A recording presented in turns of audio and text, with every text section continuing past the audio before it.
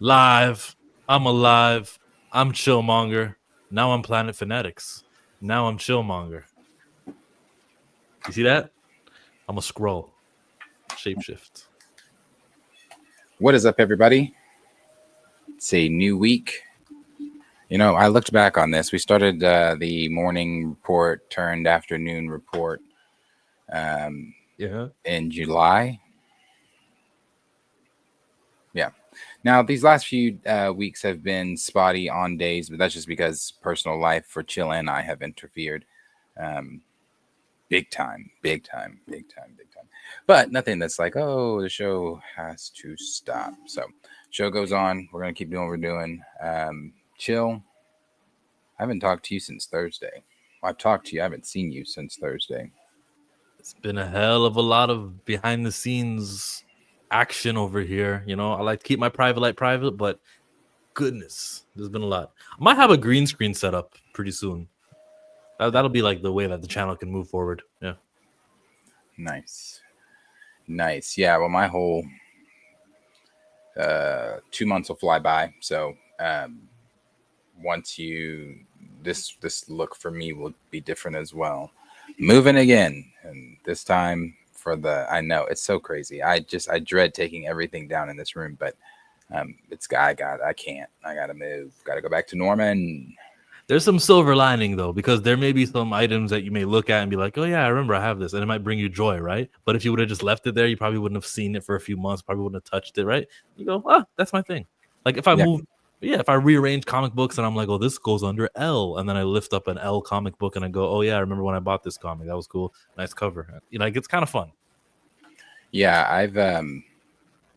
I absolutely hate moving as far as like packing boxes and things like that, but because I feel like I did just do it. I just did it a year ago. In January, it'll be a year ago. But I'm already like boxes. Let's get them. Let's start. I want to have everything like rooms I'm not using. Let's just go ahead and pack stuff now because I'm ready to go. Ready to go. And it'll make this easier too. Just being Jesus, just being in Norman. Antoine Films is in the building. What's up? Hey, thanks for being first. Now, Right Sound says, please fix my account on Planet Fanatics. Man, I don't know how to fix that. To be honest with you, I would have to ask somebody because It's got to be somewhere in settings. I've watched several YouTube videos on it, and where it tells me to go, your name is not there. Oh, you're unbanned. He just wants attention. He's like, oh, look. Oh, I'm Right Sound Studios. I want attention. Fix my account, please. Oh, it's been fixed. Your name's not even there. You've been unbanned. Or you're on like the longest timeout possible. Because he did use StreamYard when we were doing that. Not YouTube. Nary's 21. Yerp. Hey, what's up? Oh, family. Whew. That's a red flag when like a workplace says, we're more than just coworkers. We're a family. That's like, yo, because we know you're lying, right? We're clearly not family. You don't pay me like family. You don't give me like this. This is a relationship of here. Anyways, when any workplace that says family, yeah, is that Captain Marvel? My t-shirt? Yeah. My Captain Marvel t-shirt. You got a problem with that? I might have a problem with that still. I might be like, this might be the last time you see me wear this until T'Challa's recast, until Marvel steps up. Every Marvel t-shirt that I wear from now on will be the last time I wear it. Put it in the wash, the dryer. I'm going to bag it, and I'm going to say, look, it's reserved until Marvel steps things back up. But it's not business as usual. Is that a good policy? I don't hear you. Are you saying you not wearing Marvel stuff? Yeah. Like, what if I just like stop every time you see me wear a Marvel thing? It's retired. Like, what do you ask? What are you asking me? Don't worry, just forget it. I was gonna say I don't understand the context. Dragonfly Jones, new year, new look, new page. But it's not a new year. Like, what calendar are you going by? Big afternoon, woke He's up. referring to your how you opened with the things that you're changing, the new green screen, all that kind of stuff. Sure. What's up? Lauren says, seeing that people finally see how mediocre Taylor Swift's music is was not on my bingo card. There wasn't the same rollout for the Taylor Swift music album. Box office gross was low, but it's okay. You're just gonna shake it off. I don't listen to Taylor Swift. Do I know songs by Taylor Swift? Of course. But I don't listen to Taylor Swift. I know that, what was the album before this one? I don't know, 1990, whatever that one was. That one was good. I don't even listen to her, but I know that one was good. She had several good songs on that one. I've seen a lot of TikToks of people disgusted by this album. People like I guess Swifties disgusted by this album. Swifties listening to the track or a track or tracks on their TikTok videos and like, oh my God, no, what are you doing? I saw this one girl, she just was in her car seat, front of her car, and she was just like, Taylor, I don't care about Travis Kelce's blank.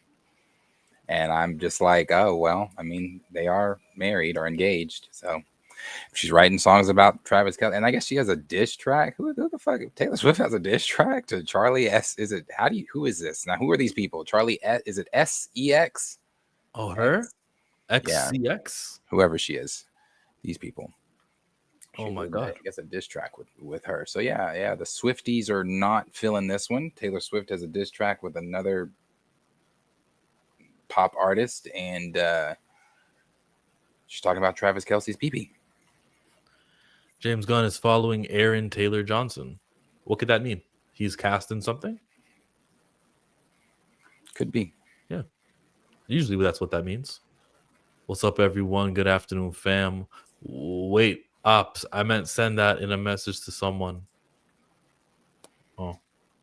Just switch to DC t-shirts. Yeah, then I'd have to buy them. That's a lot of money to buy DC t-shirts, and then who knows? Maybe they'll go 18 movies without a black lead. You never know. I doubt it. You'll see the studio that animated Eyes of Wakanda file for bankruptcy. Yes, I did see that. Did you see that news story? I did see that. It's unfortunate, but like, were they just created for Eyes of Wakanda? What were they doing before? No, I don't know. I mean, I have no idea. I didn't watch Eyes of Wakanda, so I don't know. Tony Robinson, hello. What is popping? Well, nothing much. Charlie XCX. She was in the song with Iggy Azalea. I'm so fancy. That one. Iggy Azalea. Wow. What a name. Haven't I heard that in a long time. I haven't heard that one since the Clone Wars. Chi-Town says, here early. What's the deal with this freaky topic? Nothing. Look, you guys want a good topic? You guys want an interesting topic? This just broken. I don't know if this will be your reaction to it, Darius, but our main man, LeBron Ramon James, has something to say. His middle name is Ramon. I think so.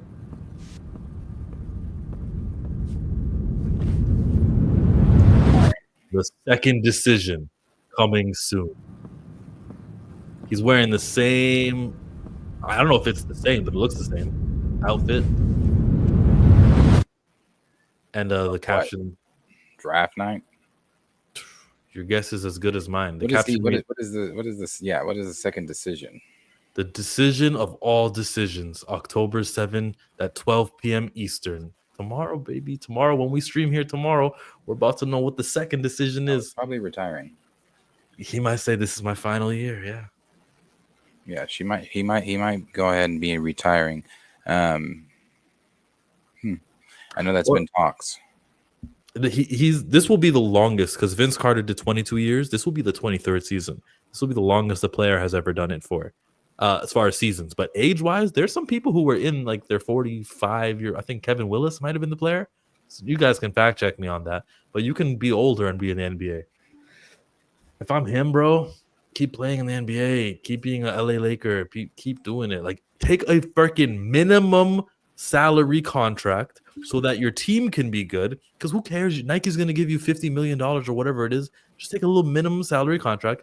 Play that year with a souped-up team. And then you can win a championship. And with that championship in LA, you're telling me the connections that you're going to make, the happiness, the people who cheer for the Lakers are the people who you're going to be in business with in the rest of your life. Hasn't he won one in LA already? Yeah, the bubble year. He won that one in 2020. There was no parade. Well, that sucks, but he might be tired. I mean, basketball is a lot of wear and tear. It is a lot of extra shit that he's having to do, like those hydro, whatever the fucks, and certain diets, training, team this, team that, Uh-huh. practices. How old is LeBron? It's 41. Yeah, I'd be like, I'm done. I'm done. I have gone to several different programs and been LeBron James. I am LeBron James. I'm not even a LeBron fan. So, but I would be done if I'm him. What else? What more do I have to prove? What is one more season going to do that I'm going to prove anything? It's not gonna. I'm not getting any money. I mean, yeah, I'll get money, but I get money regardless. Endorsements, all that kind of stuff. I'm good. Peace. Let the next generation have it. And then his son is locked in. He got like a 4-year guaranteed contract, so his son will be fine for the next 2. Yeah. Yeah. Yeah. Bronny will be alright. What if he's just an attention whore and he's like gonna say the decision is really that I'm gonna start using this product instead of that product? Well, LeBron is an attention whore, so I wouldn't be mad at him though, because how do we blame him for that? All he's saying is I'm gonna make a decision. If you guys want to speculate on it, if this is gonna be the topic at ESPN First Take tomorrow at 10 o'clock, and then at 12 noon he comes with my decision is I'm opening a brand new streaming. Like he might have some. You know how it is, bro. People. maybe. Everyone's got their own So. business though. Remember Robin Fenty, our girl with her Rihanna. It's not music that made her big; it's her business. So I hope the same with him. Whatever business he's about to launch now, and I hope he's not retiring. Yeah. Some of the other things, world news, before we get into the big stuff. 4 days ago, I don't know if everybody saw this. 4 days ago, I mean, with all the things going on, let's we're gonna stay here in America for right now.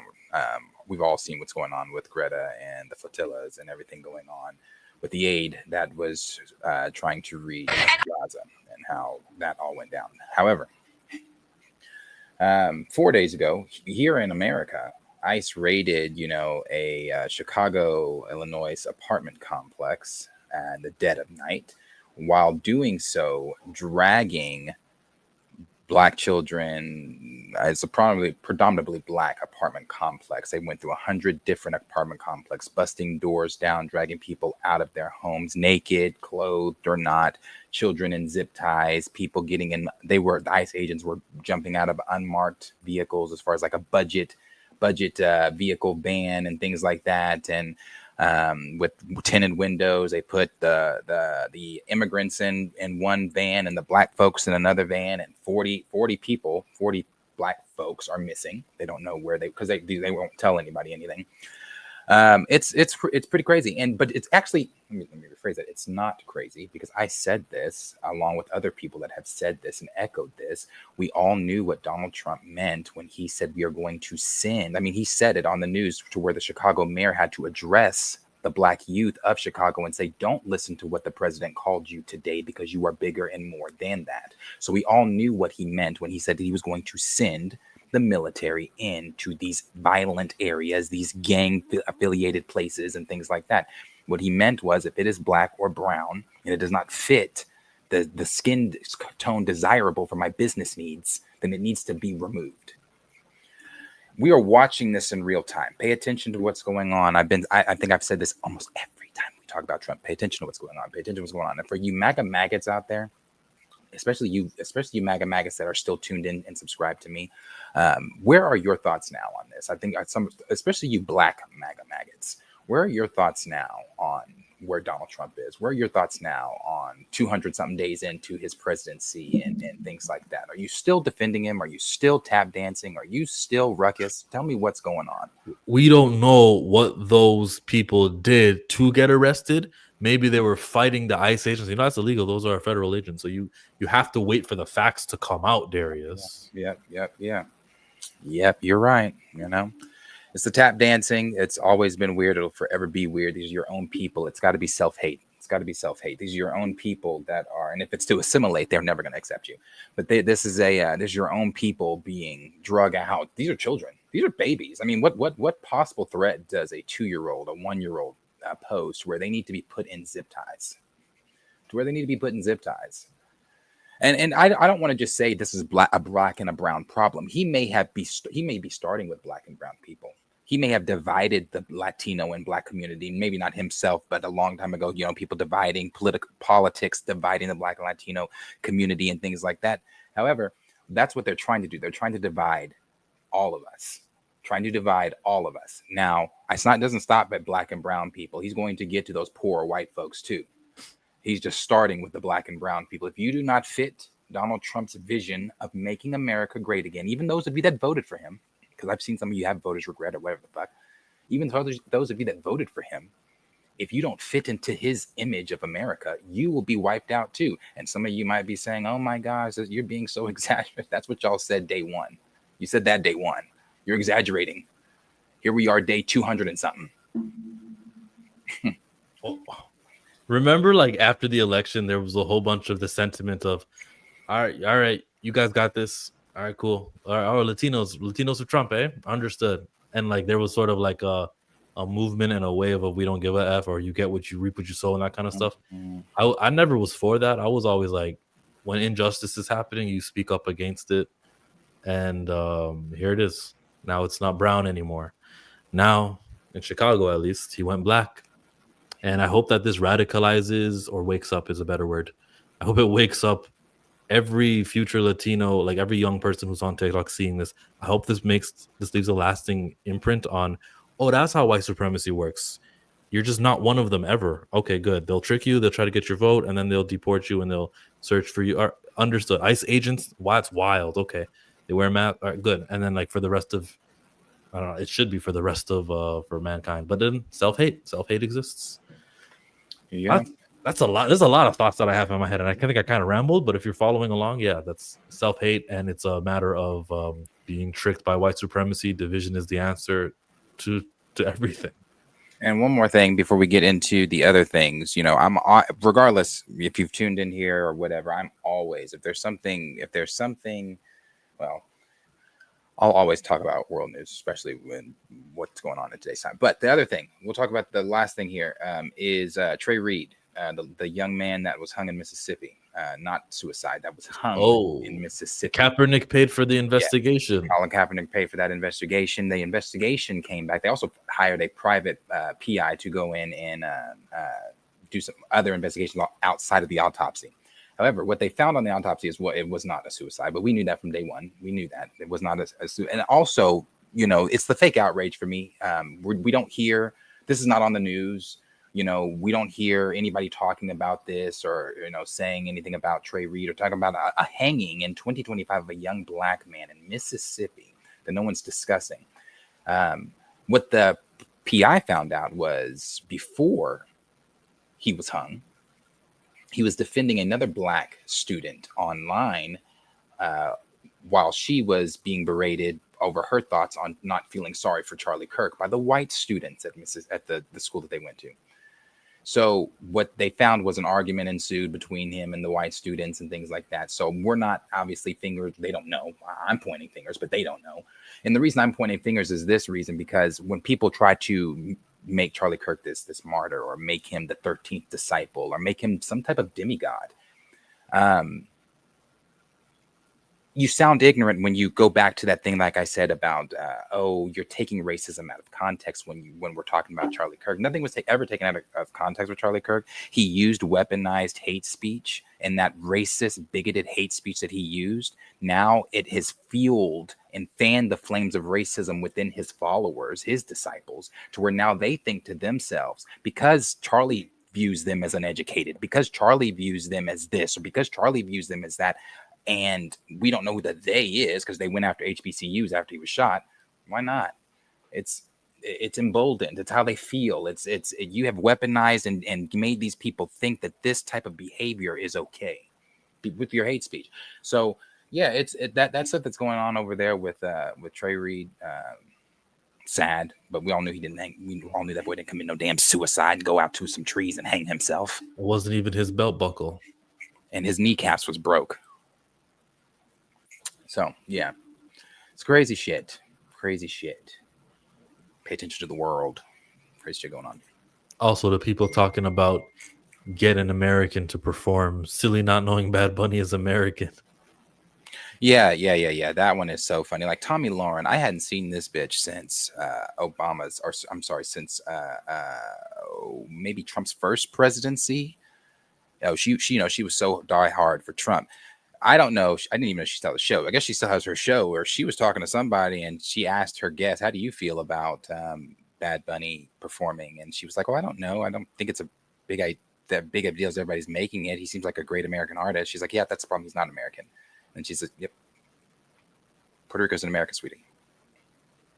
That is just like, yeah. So it's interesting. Like I said, he speaks better English than Melania Trump. So I don't know why you're going at Bad Bunny.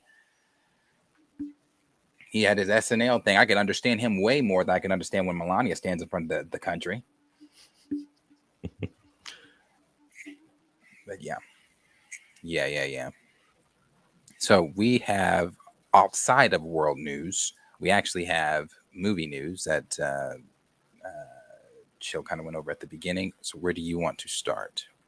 I think Tim Meadows, we got to go to the DCU. Peacemaker's doing a great job of engaging me and making me care about a character I wouldn't care about.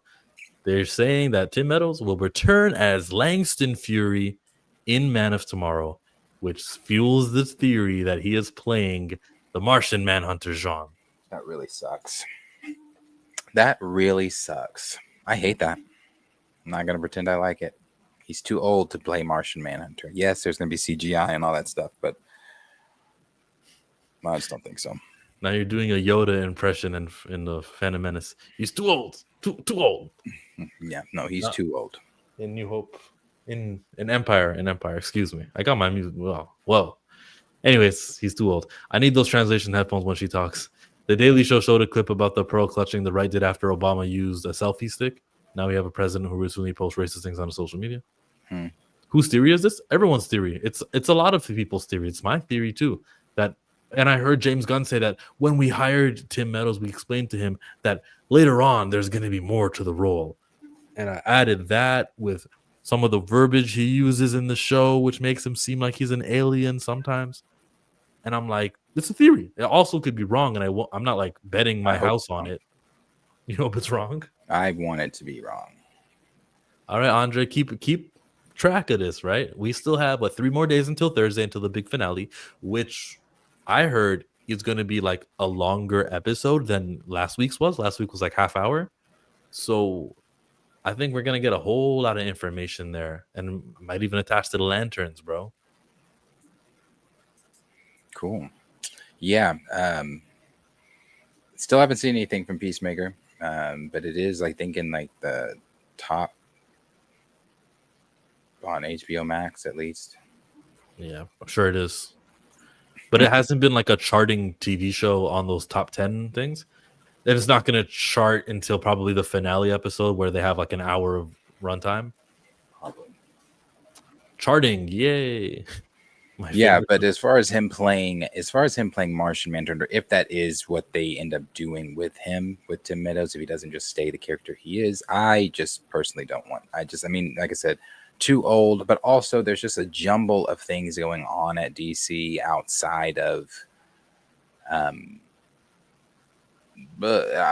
just bad decision. Just bad, actually, that falls under that same umbrella. Just bad decision making, I feel like, is going on currently at DC studios. And when I say bad decision making, it's just like, well, the next thing, if we're staying on DC, with Andy Muschietti,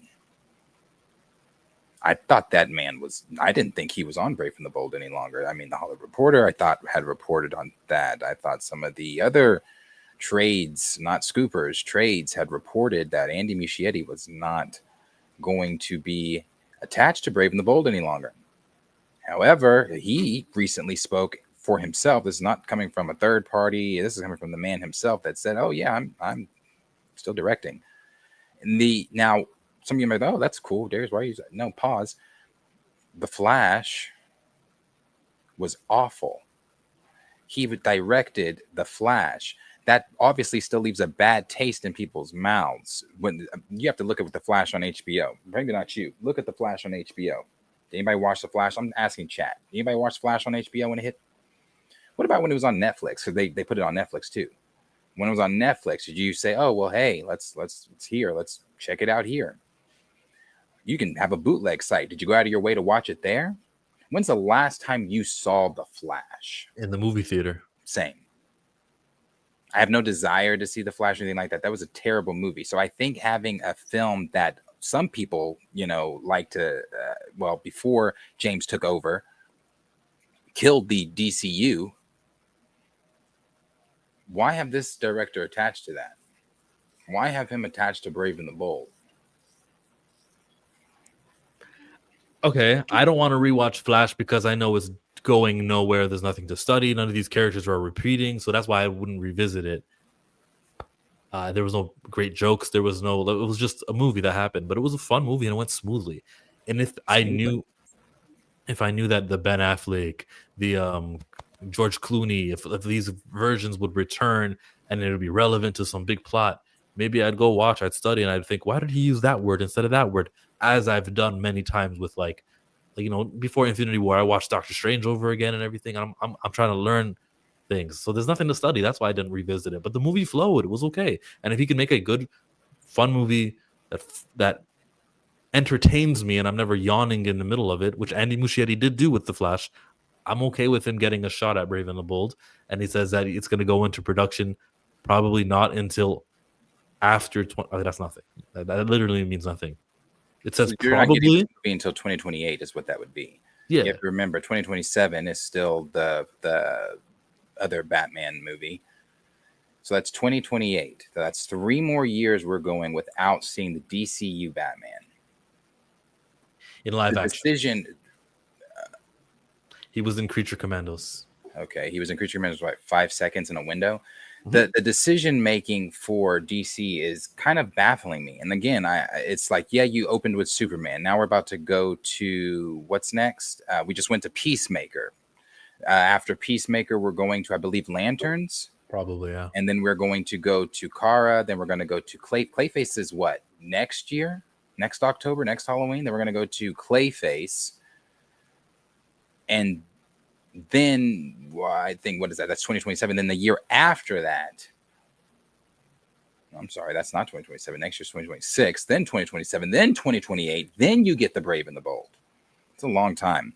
That's a long time to be putting characters like Clayface and Kara before, and Peacemaker before Batman. I understand you want to get Batman right, but also putting Andy Muschietti, despite, I know what you said, I think we're remembering The Flash very differently.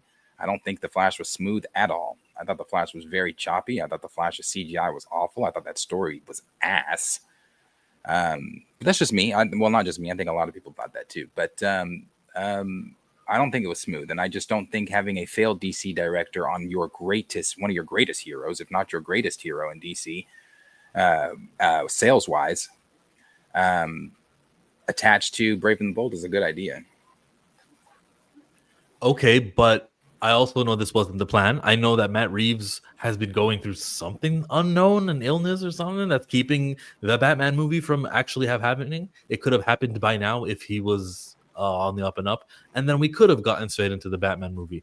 And so I can't fault. I just understand. I just appreciate the situation that DCU is in because of Matt Reeves. What does Reeves have to do with the Brave and the Bold? It has to do with you remember how you just said right now that we're going to go a really long time without seeing the highest selling character? Mm-hmm. Matt Reeves. Without him, if Matt Reeves would have just done the movie by now, then we would have seen the Batman DCU in live action by now. So you're telling me that Matt Reeves is the holdup to the Brave and the Bold? 100%. Because Matt Reeves is delayed part 2 of his Batman, we're not going to get the actual DCU Batman. I don't see the correlation if they're Elseworlds. I don't see how an Elseworld film would stop a DCU film. James Gunn was asked the question, I think Josh Horowitz in that interview, and he did say, yeah, we're probably going to have them on different years. That would make more sense. Yeah, but I still don't understand how that would stop his from going earlier He than. did, he didn't want to mix. He didn't want to mix and say, here's Batman, but also remember here's another Batman, and then okay, back to regular DCU Batman. Once that Matt Reeves, Robert Pattinson version of Batman is over, finally we can bring into the picture this guy, whoever gets cast. Yeah, that's a long time. That's a long time to wait for Batman, for a project that you announced from that closet 4 years ago. So that's a long time. It's a long time. It's a long time. And you know, everybody's mileage may be different, but for me personally, I'm gonna see Clayface before I see Batman. I'm gonna see Kara before I see Batman. I've seen Peacemaker before I've seen Batman. It's an interesting choice. I get, you know, what he's, well, you know, James lies or whatever. And I use that loosely because I always like to defend him and say, you know, well, he's lying to hide whatever he's trying to do creatively. But James does lie about a lot of different things, you know, about the whole, we're never going to start a project before we have a definitive script and things like that, blah, blah, blah, blah. I don't know if that was the plan here. I don't know if maybe they just didn't have a Batman picked out. I don't really know. Again, 2028, by that time, the MCU is going to be started over. By the time we get a new Batman, we're going to be in the new MCU.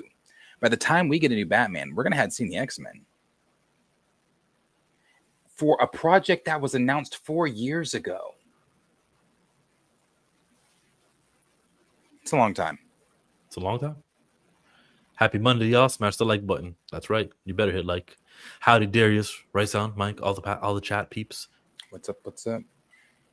He did Welcome to Derry. Now he did do Welcome to Derry, and he did do I believe Muschietti did it as well. Did he not? Oh, hey. So what if The Flash and you didn't like it? What if that was like not the rule? It was the what's the term? The exception to the rule. What if that was the exception to the rule? Or maybe he just can't maybe he's like well, he's not a writer, he's a director. Maybe he just can't, he doesn't have a vision for DC. That could be it too. Not everybody can do a superhero film. That's been proven. And I think his was proven. He does not need to touch another. You gave him the Flash and he fucked up the Flashpoint. You're going to give him Batman? But hey, again, I don't know. Maybe he knocks this shit out the park. Yeah. I don't know. Now we won't worry. Why is Damian around? We'll be like, yeah, because it took so goddamn long. Damian got older. Well, you know, the last thing James said also was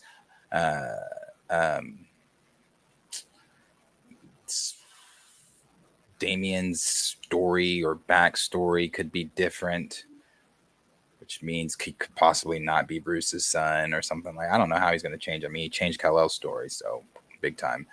So he could really change that story as well. And I agree, Antonio Films, we're not burying him over. I still like Muschietti. I just don't want Muschietti on Batman. You can't handle Flash. Batman?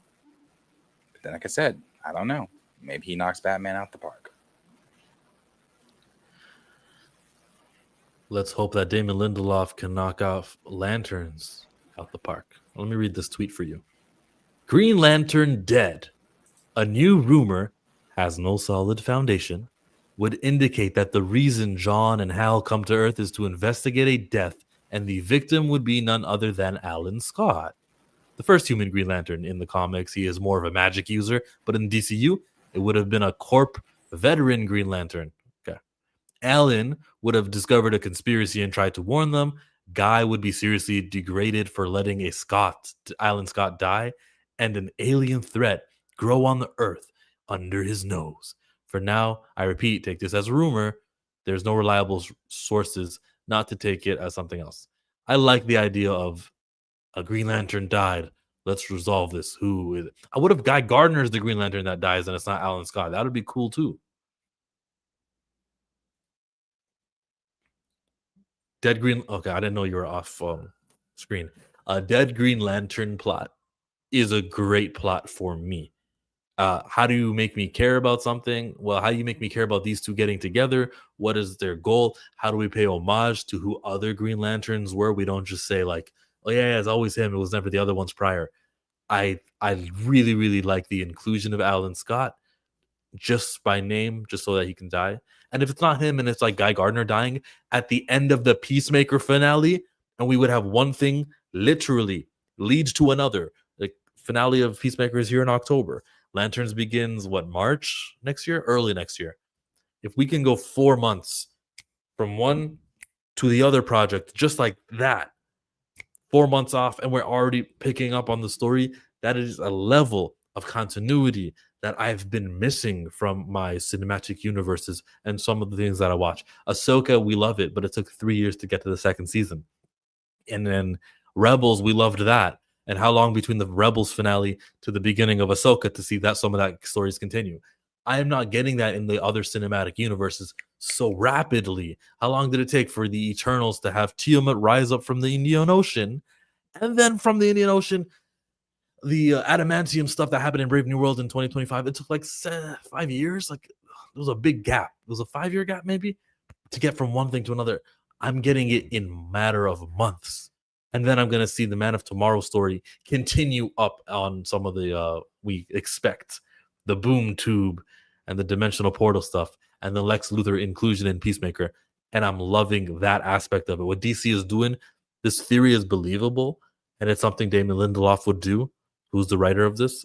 I would love for this to be the plot if Alan Scott dies or if Guy Gardner dies too. Guy Gardner, Nathan Fillion, is the friend of James Gunn, so maybe he won't actually die. But you never know what could happen there. Does this make me more interested in watching Lanterns? Yes, by a little bit. I don't know how much more I can get interested in the show, but I'm just going to come in with an open mind and see what they do. Peacemaker has been so exceptional, especially this last episode. It's been so exceptional that James Gunn has a track record of pluses prior stuff. Okay, Scooby Doo. James Gunn knows how to make good content. He has more hits than he has misses in my book, and so like it makes me feel good that DC seemingly it's getting off to a good start. He's still pretty overworked, but I've got a good feeling about it.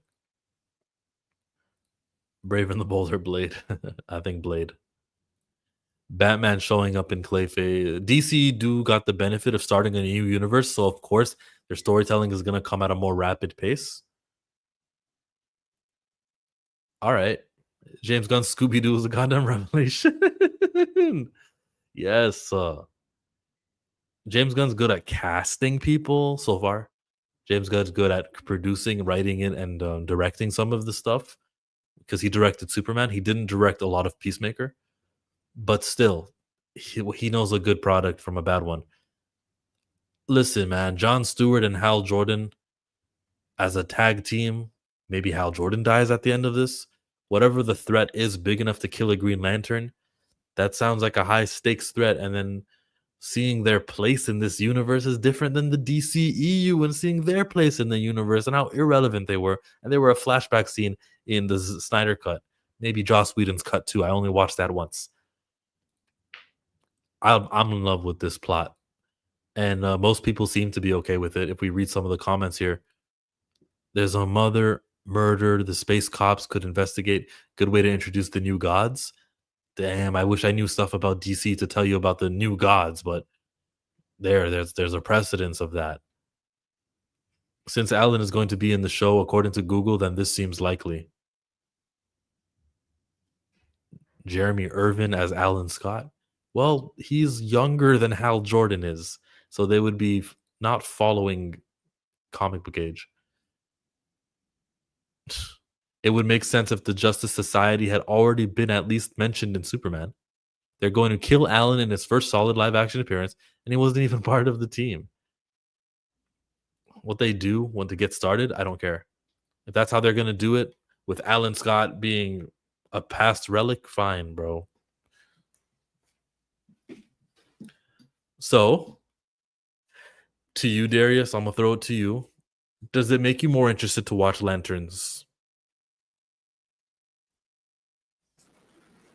Does what make me more interested to watch Lanterns? Alan Scott is going to die, rumor.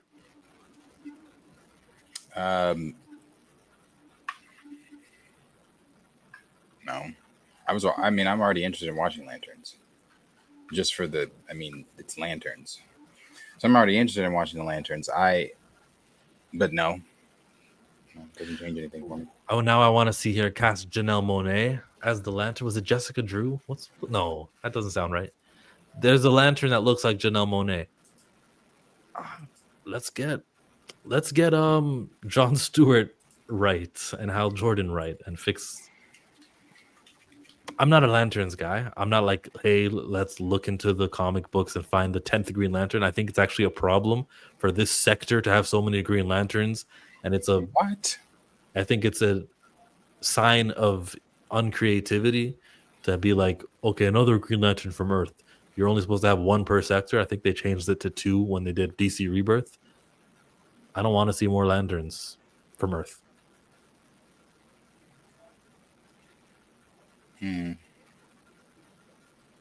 Isn't Kyle in this as well?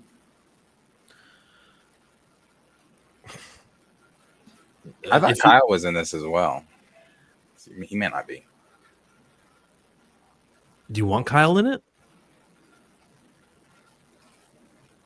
I don't really care. I mean, if he's in it, cool. Another lantern. Okay, chat. How many lanterns do you want to see during this DCU run? Pretend James Gunn's going to go 20 years. In the 20 years, how many Earth Green Lanterns do you want? Because we already know we're getting 3 with Guy Gardner. We know we're getting Jon Stewart. We know we're getting Hal. The rumor is Alan Scott, and that's 4. All right, enough. Yes, okay. Alan Scott dies. His ring goes to John, who's brand new. That makes sense to me. But like 3 is way enough. Chat, how many lanterns do you want in the next 4 years? I'll start with you, Darius. I don't know. I mean, I will take the traditional Jimmy John guy, Hal. I mean, Kyle's not ever. I've never seen Kyle really outside of that one animated film, I think. So if you want to throw Kyle in there, sure, throw him in there. Now, when you start to get to Jessica and things like that, you know, you can hold off.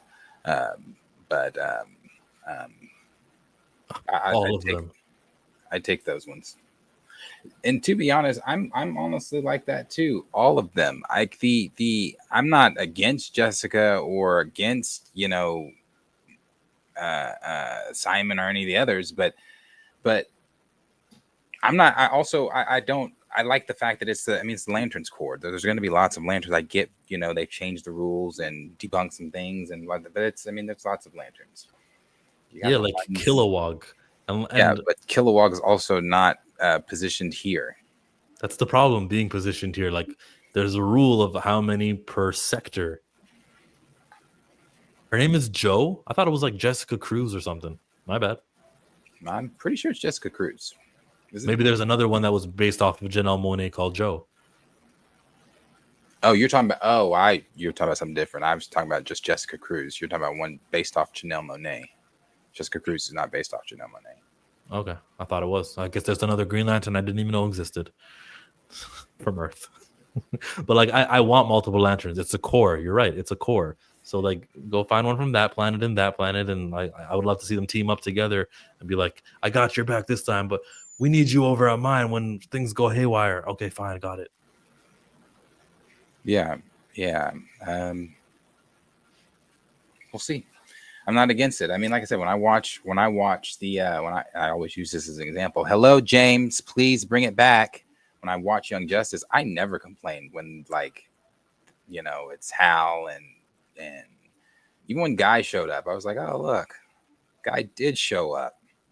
I don't know. I love the fact when the DC universe is, again, Young Justice, like when everybody's there, everybody's doing something, you know, you've got this team here doing something, this person's over here. That's the DCU. That's the DC. That's DC. When everybody is already pre-existing, doing what they're doing, whatever. That's what I like. Mm-hmm.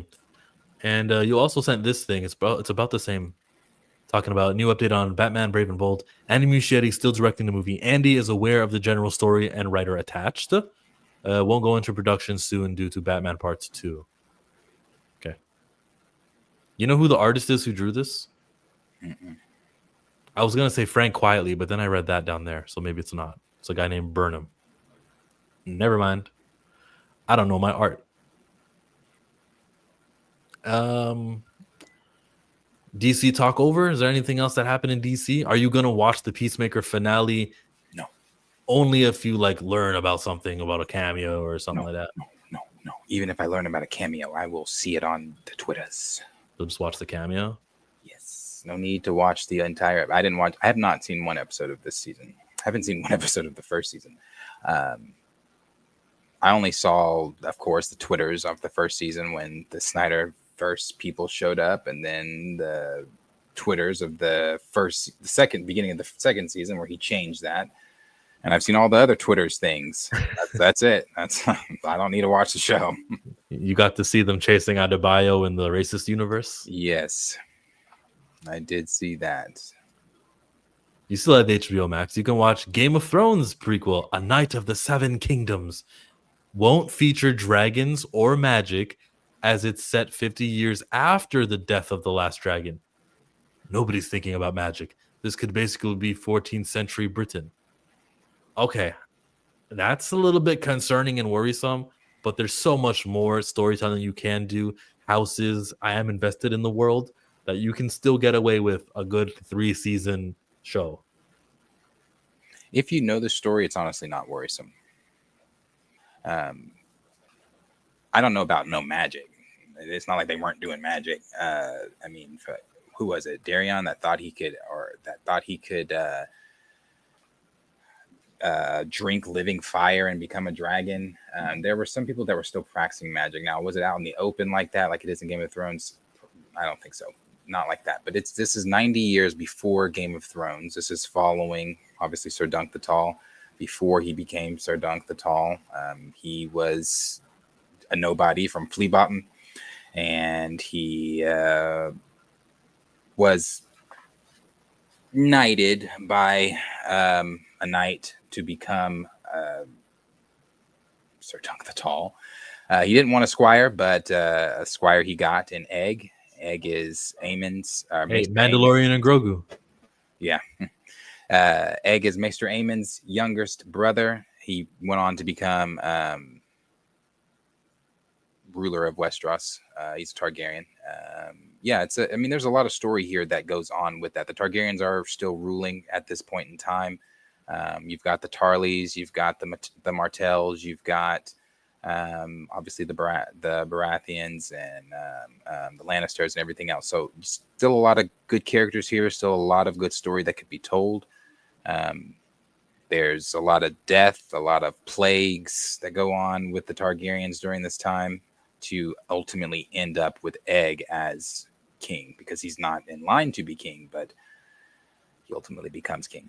This ultimately all leads to also the saving of Rhaegal Targaryen's father at the very end of Sir Dunk the Tall's Well, story. don't say that. Don't finish how. How do you? I got it. I got it.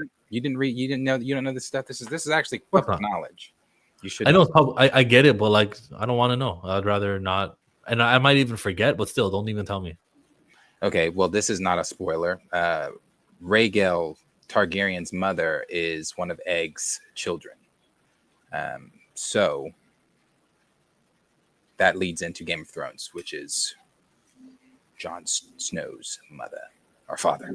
Sorry. So yeah, still lots of good story here with Knights of the Seven Kingdoms. I think I remember seeing a tweet that they're gonna change the theme music for this show. Did you see that, or am I imagining that? I have not seen it.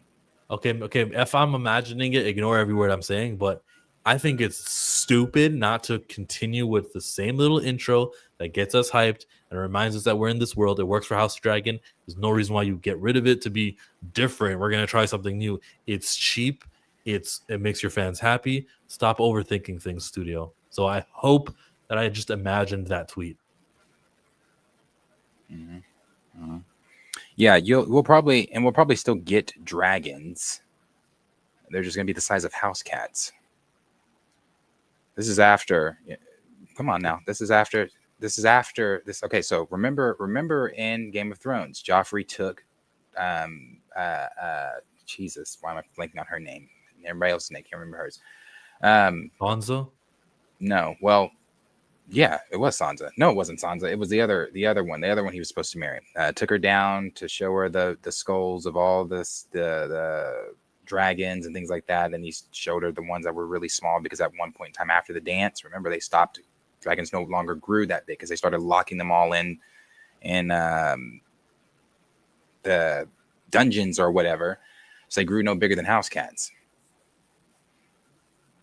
I think Egg, if I'm correct, is obsessed with dragons and was trying to figure out how to bring them back. If I'm correct on that, it's been a while since I've listened to that story. Yeah, the Dragon Pit.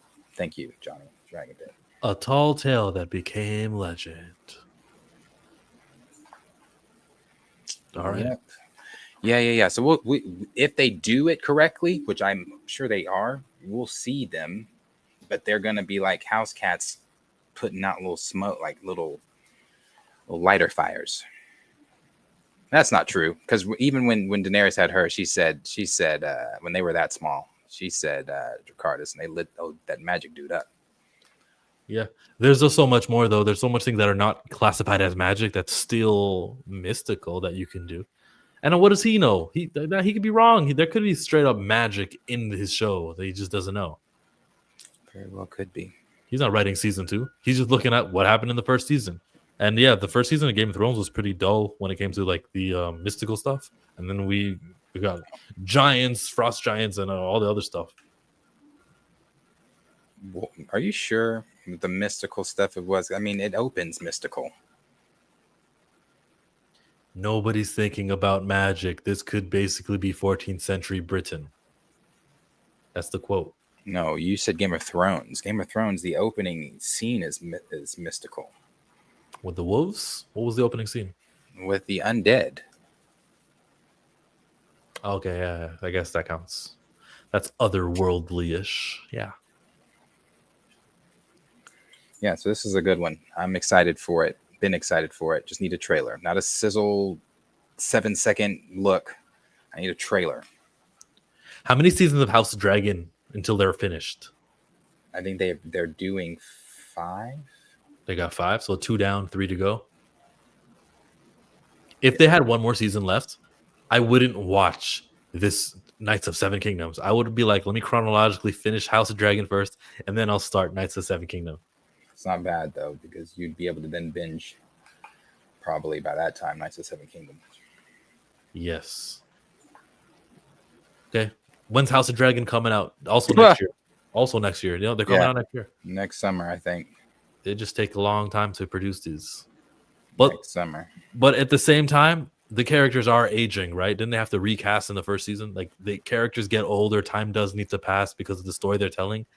And I have to say, as much as I hate waiting, I respect that aspect of it. Well, they got to get older, bro. Time needs to pass.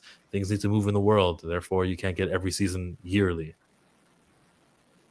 Are you talking about them aging their fictional characters? The fictional characters get older, yeah. Yeah, but I think where we are currently in the story, we're the only time jump we had was in the first season. I don't think there's any more time jumps as far as like aging of characters. We should be picking up. We should be picking right up. I mean, where Aegon got burned, we should be seeing all that. We should see him with Sunfire. We should see the next big battle. It shouldn't be a time jump, because if they time jump, we missed a lot. Okay, then you know the story, and you know that there won't.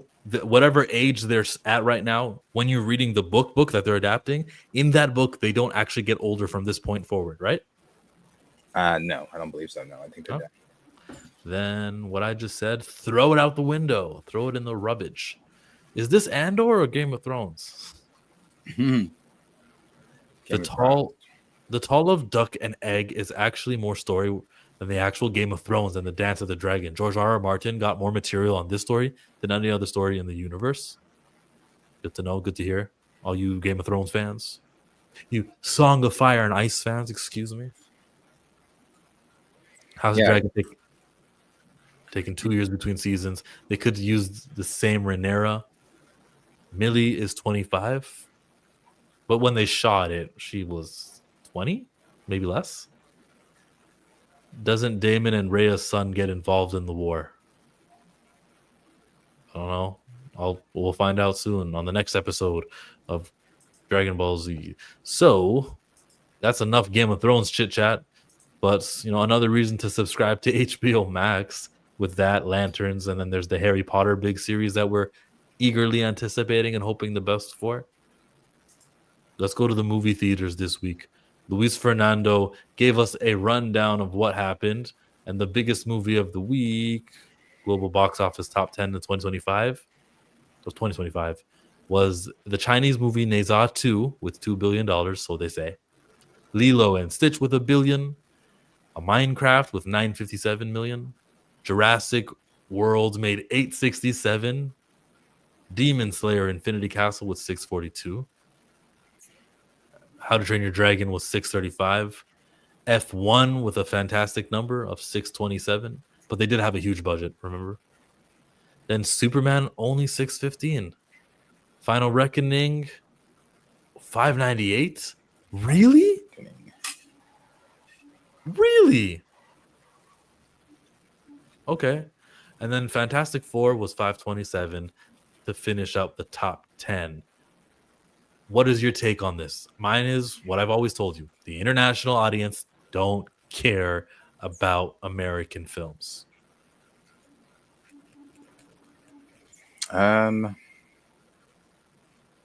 Just impressive with the anime film in the top 5 there.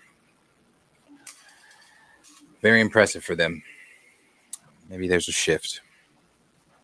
You got Fantastic Four at the bottom. Superman at the bottom. Demon Slayer's ahead of them both. All of these movie popcorn, like bucket movies. And then we got Demon Slayer going, here, I got this. You got the Chinese movie doing numbers. Minecraft doing numbers because of how they can engage with the young audience. It's a different world. It is. I mean, you saw Marlon Wayans, the TikTok video of him being upset about it. Because him looked like it was trash anyway. So I don't know why he's really shocked on that one. Maybe it's just because it's your own project. But he was upset because I guess it just knocked him straight out the water. That thing grossed $25 million so far. That is a movie I will not be checking out. Could care less. It looks very weird. Don't even know what it's. Nah, I'm good. Looked demonic to me. I'm not open to this. No. Yeah, I'd like to say I support black movies and whatnot, but you also can't have those themes and then expect me to pay money too. And the international audience didn't show up. Wow. What do you know? Yeah. Demon Slayer was good. It just throws you into the action. I think it was accessible for old and new fans. Him was not good. I bet. Johnny says that Ne Zha is a great movie. I love that film. They dubbed it and they released it in English over here on this side of the world. Like a month ago, maybe. Lauren says, I don't trust the Ne Zha 2 numbers. I don't either. The body that reports on box office grosses is a separate one than the ones you can trust from here. So I don't trust the numbers neither. Glimmer says she enjoyed him. Yeah. I didn't see that one. Oh, I won't see that one. Well, did you see the jabroni beating, pie eating, elbow raising, eyebrow raising, people's champ, The Rock? No, but I have heard the talks around it that it is the biggest flop of his career. It's the smallest opening of his career, but they didn't cost that much to make the movie. In our storytelling world, you can't control box office results. But what I realize you can control is your performance. your commitment to disappear and go elsewhere. Spin. This is what Spin sounds like, because I remember him in other movies sitting in his car about, we just had a huge opening weekend. Like, don't hit me with, well, we can't control the box office. It's about Man. performance. Y'all better. He already did this once. It ain't like this is a new outfit that The Rock has put on. Remember, the DC hierarchy is about to change, and then how he had to spin that. So this is not his first time spinning. He's spun before. I've seen people comparing this to Magazine Dreams, saying that it is akin to that type of film and akin to that type of. Sure it is. I'm sure it's great. I'm sure it's psychological. I'm sure the relationship between the Emily Blunt character and this guy, and they're dating and their toxic relationship, and it comes off well, good chemistry. I'm sure that it's an enjoyable performance. I get it. But like, your focus on performance today for this movie isn't the same as like when you were in Fast and Furious in every movie and you were talking about how, well, they weren't making as much until it was The Rock and that was the talk. That was it. Now it's about performance. Smashing Machine gets a thumbs up. He should stick to his lane. Magazine Dreams was a better story. He might still get nominated. Yeah, the nomination is a win. If I can get nominated and I'm The Rock, I'm a former pro wrestler, I've made it. That is true. That is true. He's going to go for an Oscar. I get it. But he needs to do a different role. He's going to be a mob boss for Martin Scorsese's movie in like Hawaii. He'll get his nomination on that one, if not this one. And then he can come to the ring and face Roman Reigns. Like, that was the plan. The only reason Roman Reigns gets the push he gets is because he's related to The Rock. We just haven't seen the match yet. Right, Darius? I have no idea who that is. The guy from Street Fighter, Darius. Jensen Ackles said he walked out while shooting a scene in The Boys season 5. They were like, cut. And I was like, I'm sorry. I wasn't prepared for that. And I don't think anybody else will be either. That, and I don't know what he's referring to, what scene or anything. I'm expecting this season to be pretty, like all the others, jaw-dropping. Oh my God, they did that type of scenes. It's The Boys, so I'm sure he's got the fact that he had to leave. Maybe it smelled bad. Maybe, I don't know what the scene was. Maybe, but I'm ready for The Boys. I'm ready for this season. Ready for this season. More Soldier Boy for sure. That's gonna be fun. They'll have a New York Comic Con panel. They'll do something for that. I feel like New York Comic Con is being more less comic-y and more TV, and it's actually like a destination now. It is New York City. Don't know why I'm surprised. I saw Nicholas Draper Ivey, the comic book artist, say he's in Artist Alley, and he says, "I'll be in attendance. Who knew? Just a heads up. Full disclosure, I will not be doing any interviews or accepting any pitches of any kind!" Exclamation point. I will, however, have some prints and some copies of my sketchbook and some search for you folks to scoop up. I may have some original art for sale too. Not sure yet. See you there. So you're gonna sell art, but you don't want me to get an autograph or a picture. You just want me to buy your art. You feel me? That's not the way you do business, buddy. You got to be nice to the fans. Man. I'm here to talk to you. So don't give me the okay. Just from right from the beginning, you don't pitch me any stories. Okay, you don't. Shut up. Yeah, nah. I'm not saying every celebrity needs to do this every time or anything like that or whatever, or,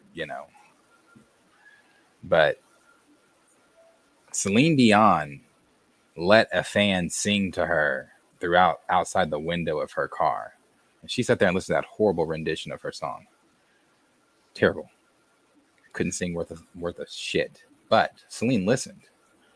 And she even said, "Oh my God, thank you so much." I don't even know who this nigga is.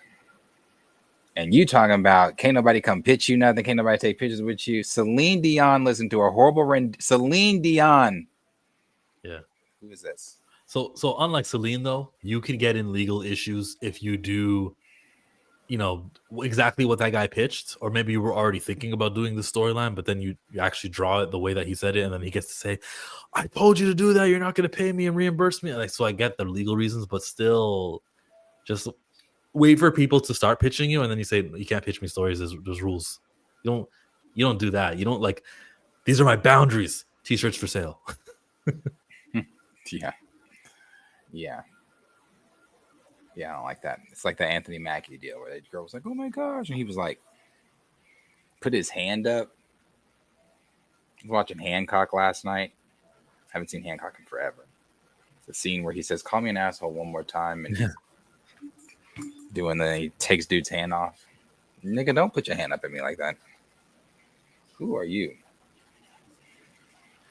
Why does DC doesn't have a panel? DC Studios, you mean? I don't know. But Marvel doesn't either, do they? Does Marvel have a panel? Yeah. No, Marvel Animation has the panel. Oh, okay, yeah. So to the other question here from Noel, I don't think Vision Quest. I didn't think Vision Quest would be there anyway. Nova, definitely not. Definitely not. Do they even know what they're doing with Nova? Clearly, Jensen's never watched the show or read the comics. There's going to be some bodily fluids in that, and he needed to take a step out. That's what it is. Mariah would not have humored them at all. I'm a diva, darling. She gets away with it. That's all she's got to do. And we go, oh yeah, she's doing her shtick, and she gets to drive off. Yeah, Mariah. When she went to Kai, she said she wasn't. I'm not singing. I'm not doing anything. I'm not. That's why she just sat there. She said, "I'm not doing any of that. None of that. I'm just promoting my album." That's it. Happy to have them. He's not gonna do let me show you a tour. This is where I work out. This is the room where I'm Mariah. I'm getting sick of James Gunn's small Twitter announcements. He needs to be on a panel if he wants his universe to have more broad appeal. I think I agree with that. I said the same thing when Man of Tomorrow was a tweet reveal with no build. Marvel did remove the other movie from 2027. I was hoping DC would show a Supergirl trailer. How far are we from that? That's in June next year. I don't know how far we are from it. I saw some behind-the-scenes footage of Jason Momoa as Lobo. It looked great, but I'm not sure. When we get a trailer for Supergirl. I'm not sure at all. I don't know how they're gonna go with it. How long did they wait till market Superman? Superman was a July movie. We got the trailer in December 10, I think. For some reason that stands out. Yeah. Yeah, wasn't it?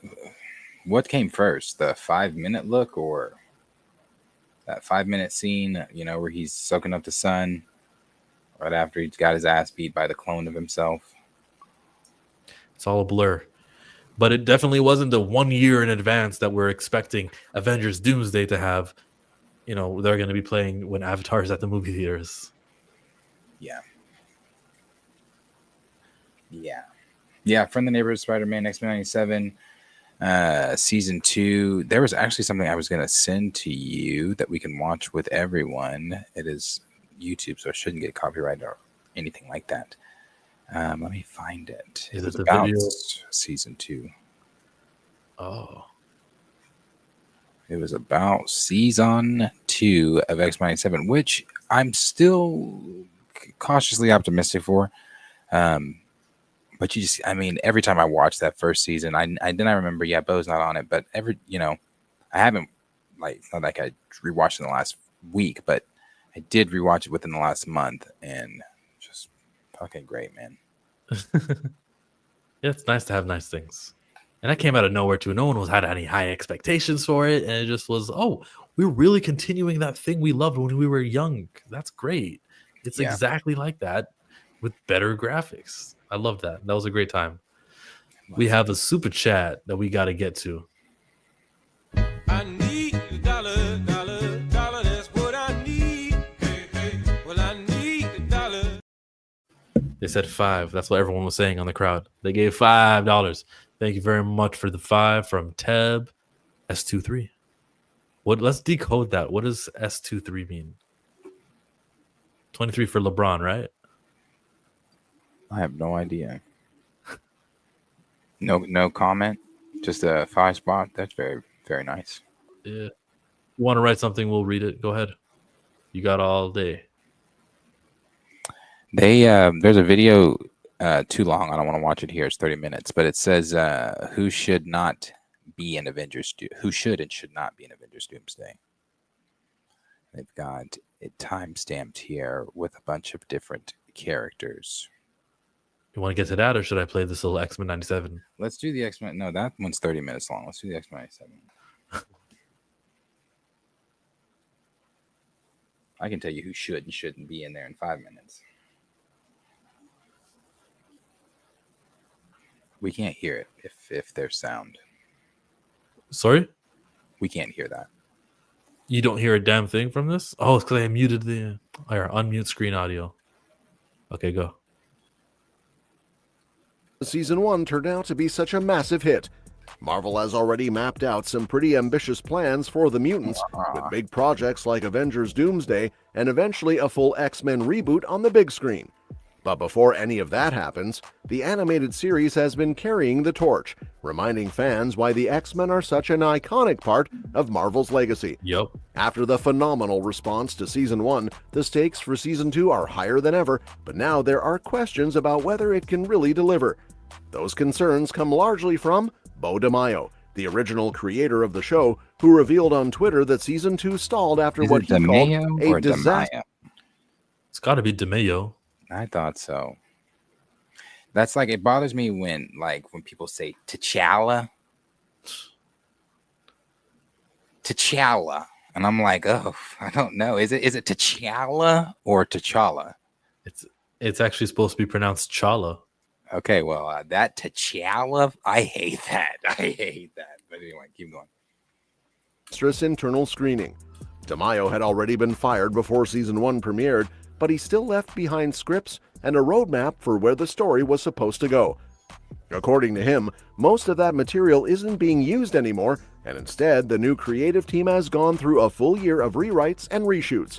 The only episode he says remains intact is one centered around Weapon X, which he had already locked in before his departure. Okay. Marvel itself hasn't commented on these claims, but if there's even some truth to them, it paints a complicated picture of what's happening behind the scenes. What makes this news especially frustrating is that everything about Season 1 suggested that Marvel really understood the characters and how to bring them to life. DeMaio said the issue was that his scripts were considered too adult and comic book, which makes you wonder what kind of balance the new... What? They said, oh no, hey, red flag, that's too comic book. Okay, that part, not the too adult part, the too comic book part. I don't think it was too adult either. You thought X-97 was too adult? I respect these young people. They could take in these stories just as we did in the 1990s. Man, I just don't think it was too adult. I feel like it was on par with if they picked up a comic. If they picked up an X-Men comic, was that not on par with what they'd read?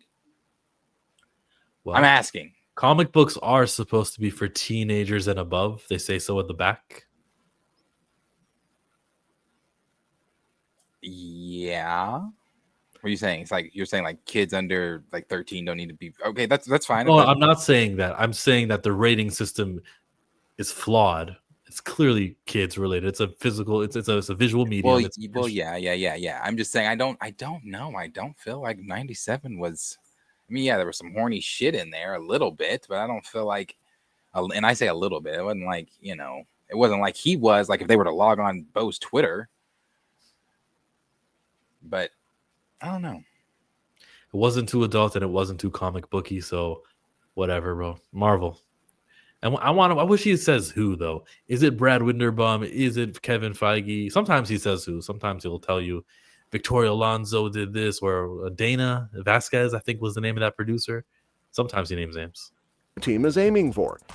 It's tough to hear that a show praised for its faithfulness to the comics and its emotional depth might be heading in a less confident direction. Even though we should take his words with a grain of salt, the thought of Season 2 stumbling after such a beloved first season is definitely worrying. Still, there's good news to hold on to. Season 2 isn't... back on the adult thing. I hope they don't like dumb down the dialogue, because that was some of the best shit in '97. The dialogue. So I hope when they're like, "Oh, it's too adult. Let's make it." Please, bro. No, that was some of the best shit. The dialogue was great. So I hope they don't do that. I hope they don't try to kid it up with the dialogue. The kids shouldn't have seen a grown man in a Speedo. Magneto. Okay, I said besides the horny shit. Like I said, you log on to that man's Twitter, you'll see him doing that rendition. Canceled, and it was actually greenlit before the first season even dropped. Disney's decision to approve it so early shows how much confidence they had in the series, especially since it doesn't have to tie directly into the broader MCU narrative. That freedom allows it to dive deep into stories without worrying about affecting the live-action films, which is one of the reasons fans loved Season 1 so much. It was nostalgic, bold, and packed with Easter eggs for longtime comic readers, but also fresh enough for new audiences. Production on Season 2 officially started back in September 2023, meaning it was already underway well before Season 1 wrapped up in May 2024. However, the firing of DeMaio right before the premiere clearly complicated things, and it seems the transition to a new team wasn't seamless. Rogue's voice actress, Lenore Zann, shared in an interview that the cast had already finished recording their lines for Season 2, with a release date set for 2026. So then what was complicated about that? That's both exciting and disappointing. Exciting because it means work is definitely being done, but disappointing because fans Can you please just hear me out? No, all work management platforms are the same. They take forever to... who were hoping to see the X-Men back on screen sooner now face a longer wait. She also revealed that she's already preparing for Season 3, which at least means the series is secure for the future. With all the reshuffling and DeMaio's gloomy updates, it's possible the 2026 release date could even be pushed further, though nothing official has been confirmed yet. If Marvel is taking the time to polish things up, the delay might end up being worth it. After all, Season 1 set a pretty high bar, and nobody wants the follow-up to feel rushed or undercooked. As for the cast, most of the beloved voices from the original series and Season 1 are back. Cal Dodd is returning as Wolverine, Lenore Zann as Rogue, Allison Seeley Smith as Storm, George Buza as Beast, and Ray Chase as Cyclops, among others. They look like the guys they're playing. Before they could see like the picture of the character, I knew who they were playing. Ross Marquand is pulling double duty, voicing both Professor X and Apocalypse, which could set up some fascinating interactions in Season 2. Holly Chu now voices Jubilee to bring more authenticity to the role, and Bishop's voice actor Isaac Robinson Smith has teased that his character could have an even bigger role moving forward. That's he a could have promising kept that sign. out the script. That did not have to make the video. No, I'm glad it was there. A bigger role, yes. Oh, he said for more authenticity. Oh, that part with the Jubilee thing? Yeah, that's what I was talking about. Bishop was a fan favorite in Season 1 and has plenty of potential for deeper stories. There's also the mystery of Gambit, who died in Season 1, but the ending hinted that Apocalypse may bring him back as one of his horsemen. Because that happened in a That comic. twist alone could give the story a powerful emotional hook, Yeah, but that might since have been one of the Gambit's red flags. relationships with characters like Rogue and Wolverine were such big parts of the original series. Meanwhile, Nathan Summers was introduced as a child, raising questions about whether Chris Potter will return as the voice of the adult Cable later on. In terms that of story, owl was Season funny 1 as ended shit. in That demon owl was funny as shit. If Chris you go Potter back and will you return watch as the voice of the the adult. way she's taunting Storm, funny. The shit she's saying, Yeah. funny. In terms of story, Season 1 ended in dramatic fashion, scattering the X-Men across different time periods. Jean and Cyclops found themselves in the distant future with a child version of their son, while Xavier, Magneto, Rogue, Beast, and Nightcrawler ended up in ancient Egypt, where they encountered a young En-Sabanur, the future Apocalypse. Meanwhile, Forge and Bishop were left in the present, trying to figure out how to bring their teammates back.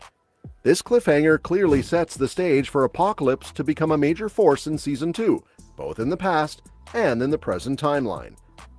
Ross Marquand even teased in an interview that Season 2 will dive into Apocalypse's backstory in ways fans haven't seen before, exploring what shaped him into the powerful villain he is. Since Marquand also voices Xavier, he hinted at some intense back-and-forth scenes between Xavier and Apocalypse that could give the season its emotional core. The idea of seeing Apocalypse as both a young mutant in ancient Egypt and the terrifying villain in modern times offers a lot of potential for layered storytelling. There's also the unresolved storyline of Wolverine, who went through brutal pain when Magneto ripped the adamantium from his bones.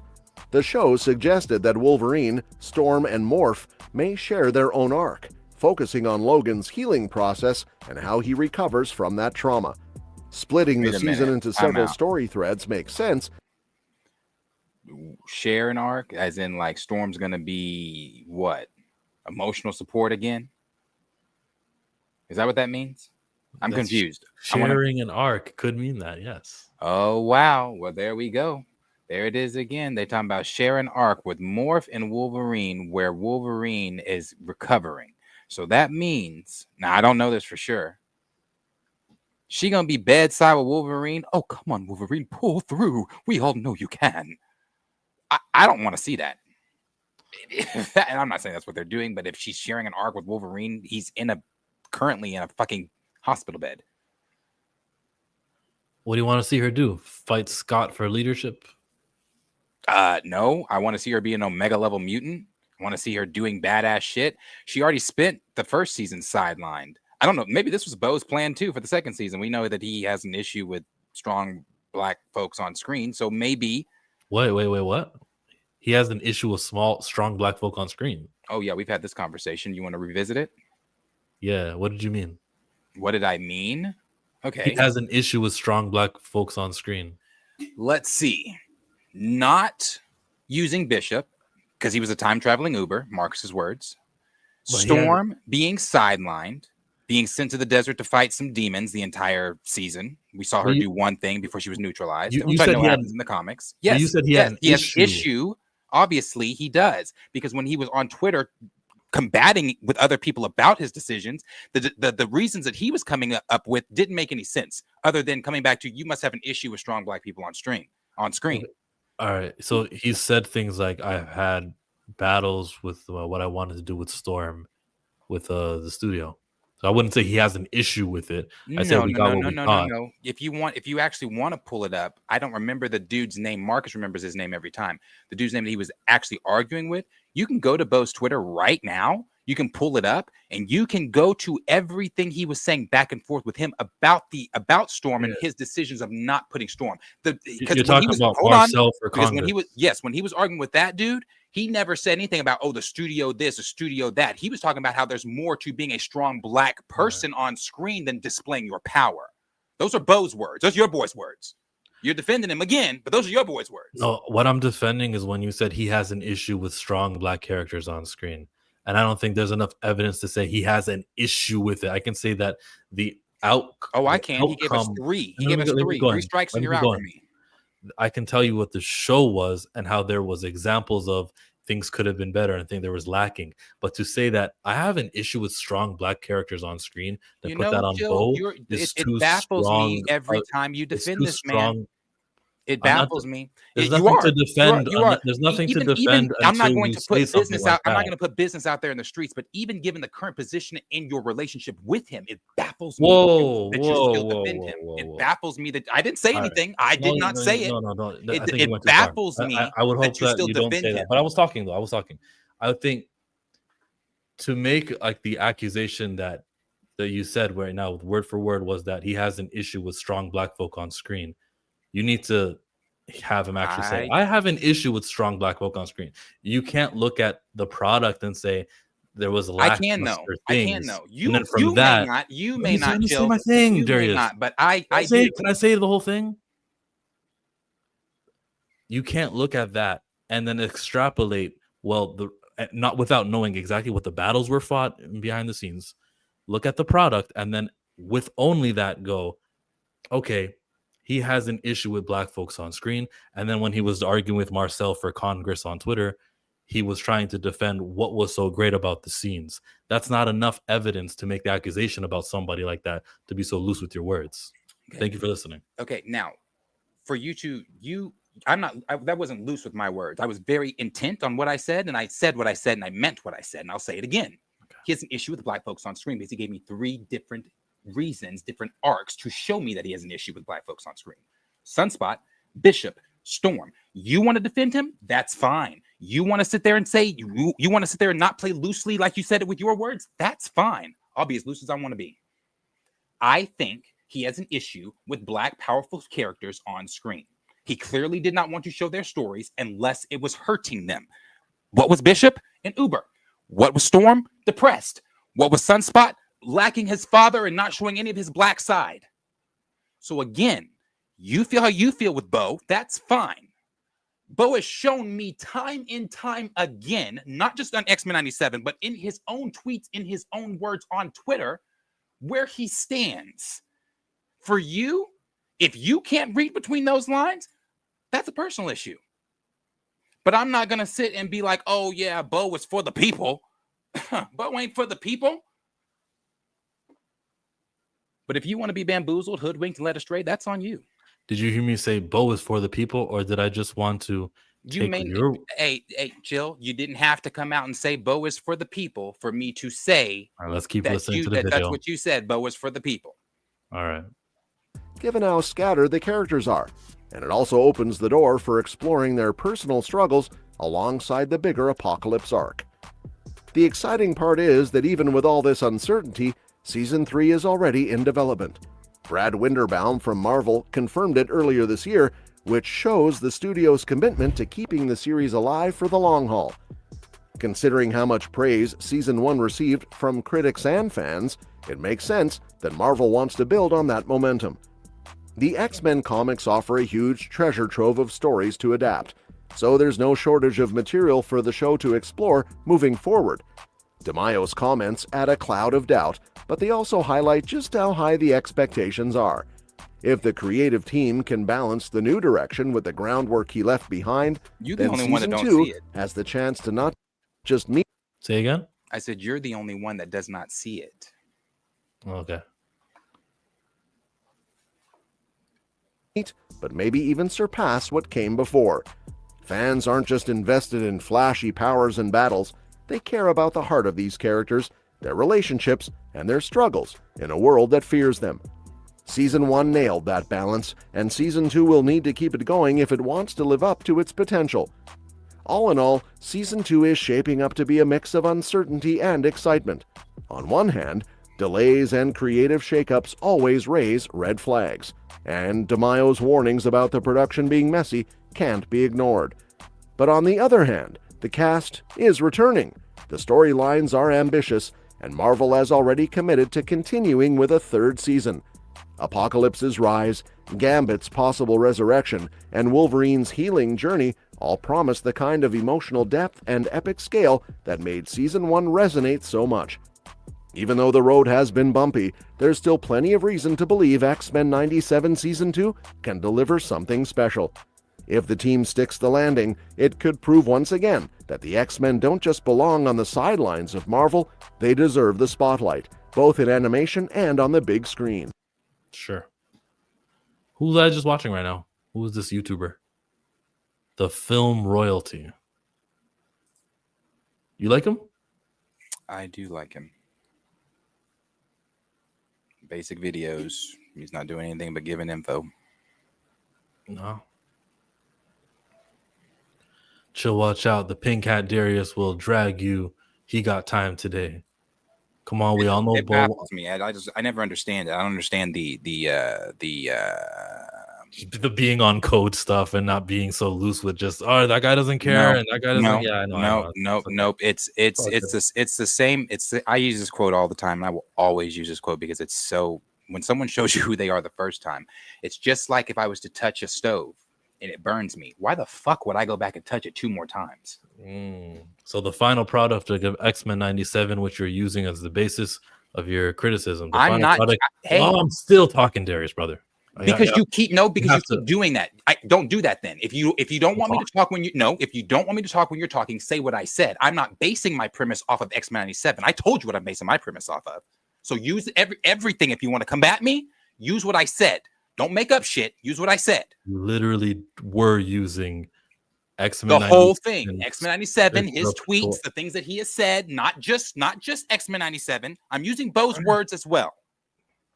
So make sure that you're putting that in there if you want to say, I'll let you talk, but put that shit in there too. I kind of don't want to do it. It's fine, man. You guys can interpret whatever I was going to finish my sentence with. Moving on to some of the other stuff that we have. Predator Badlands, which I remember the first couple trailers that we were watching here looked good. Can they execute one more time? Here's another trailer for Predator Badlands. It's on Discussed in Film. The final trailer has been released. It's coming to movie theaters November 7. And since this is Disney, we're not going to be flagged. Thanks, Disney.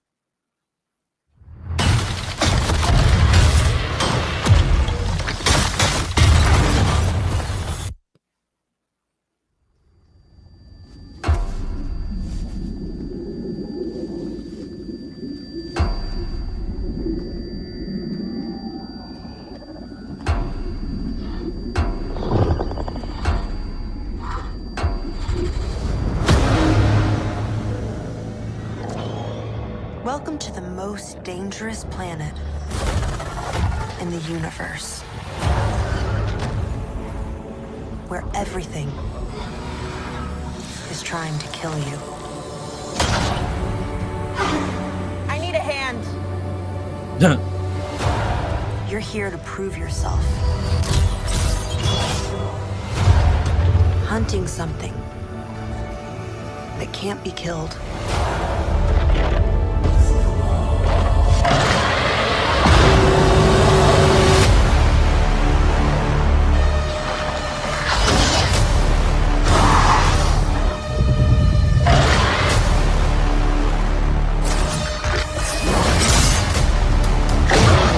We might not be alone in this hunt.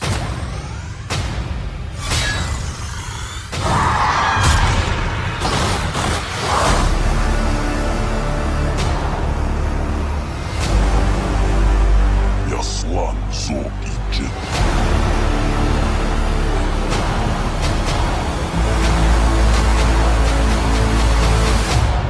Det dzied unites.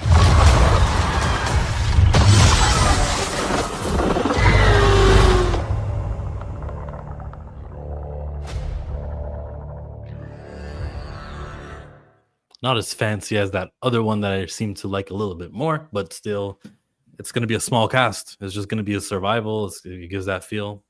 Not a bad movie. Someone said ticket already bought. Yeah, I'll see it. That trailer wasn't as good as the other, but I'll see it. I'll definitely see it. You might want to mute on parts. Disney might flag you. No, they've been good. I think WandaVision, that first trailer, but they got us because of the music they used. But the internet community has never had issues with Disney trailers. We're good. Predator, plus the Predator is black, so gotta support. Don't get me started on that one. I'll be checking with. That's all right. I'll be checking for Badlands. I won't be checking for Tron Ares. Did they have a trailer today? No, they're done. I believe with their trailers. I think they released their last one. Mm-hmm. He has the Killmonger hairdo. Well, didn't Predators exist before Killmonger was in 2018's Black Panther? Who copied who?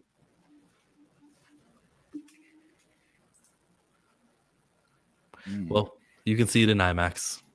So it's supposed to be the big movie of that month.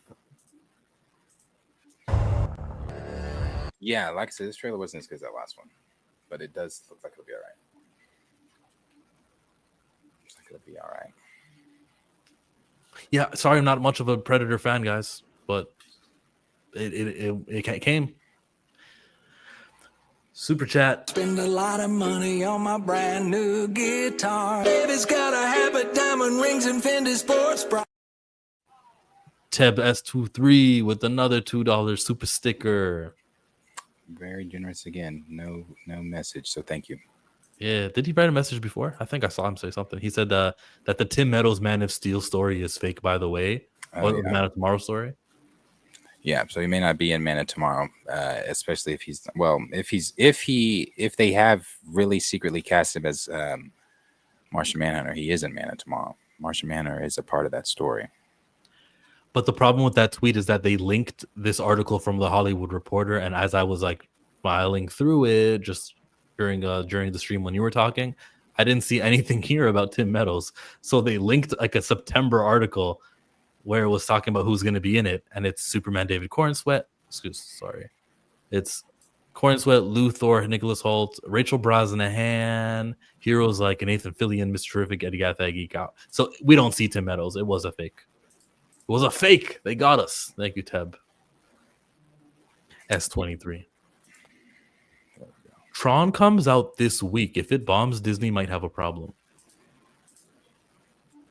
Zootopia might unproblem them, and then Avatar might unproblem them. Did you know that the first Zootopia made $1 billion? I didn't know. Badlands looks good, just not a must-see for me. Again, that Tim Meadows story is fake. God, okay. And Tron drops to Friday. What's going on? Morning, WZ. I refuse to believe Tim is Martian Manhunter. Believe it. Predators never had that hairstyle, though. They put that frog man through the Killmonger drip test. Nah, people are going to see Tron. Ooh, people are going to see Tron? Let's give it a 200 million budget. I mean, box office, 200 million. I don't think a lot of people are going to go see Tron. I haven't seen a lot of positivity around it at all. Yeah, it's one of those that the international audience might like for all the flashy lights and stuff. But even then, remember, international audiences aren't showing up, so it's not going to be a pretty one. Zootopia and Avatar should be good because China likes those IPs. It's been a long 3 years since the last Avatar, and it's been a long 8 years since the last Zootopia, right? So we'll see. Could be a different world that we're living in, bro. Because China just, I don't know, they got their own Chinese movies. They're good. And tariffs and all that national pride and all that stuff.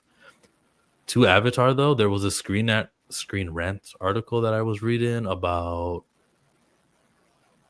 how the Avatar Fire and Ash toys and figures and massive banshees have been revealed.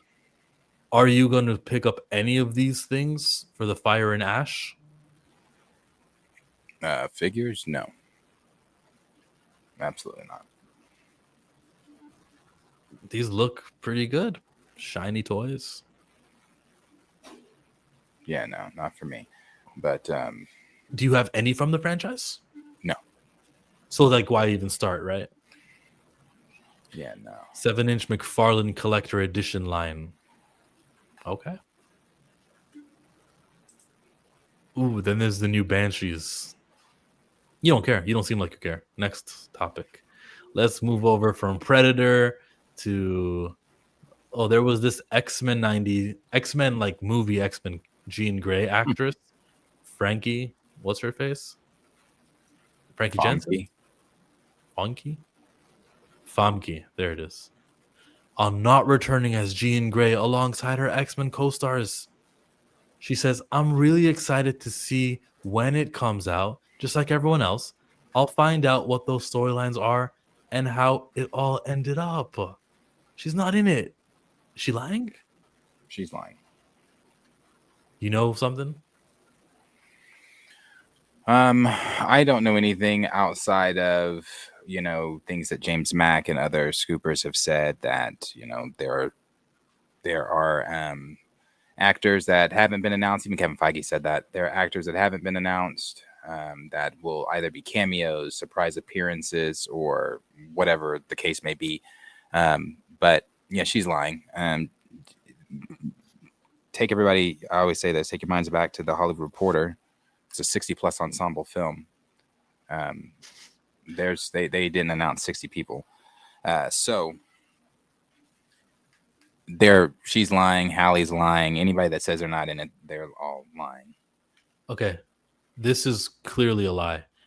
When someone begins with like, to be honest with you, like that means that lying is in the question. So yeah, to be honest with you, I don't really know the storyline, so I'm not sure.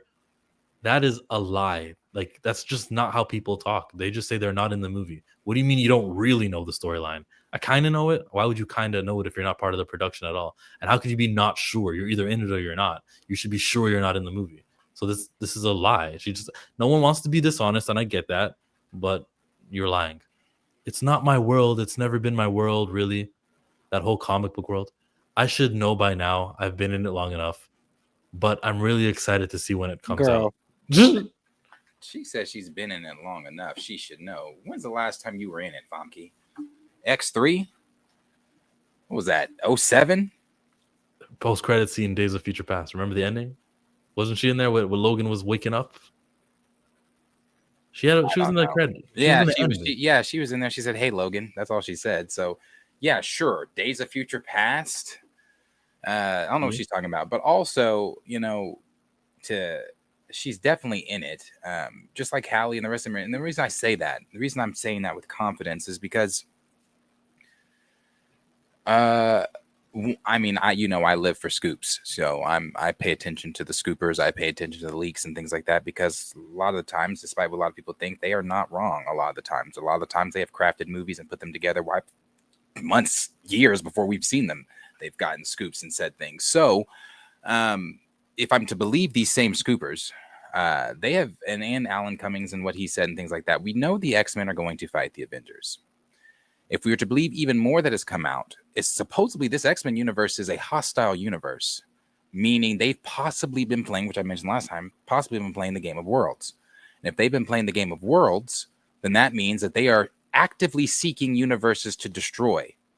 So if that is true, we know that if you take I even had to go back and rewatch the post-credit scene to the Marvels on YouTube just to, because it's a hostile universe from what people were saying. People are kind of referencing the way that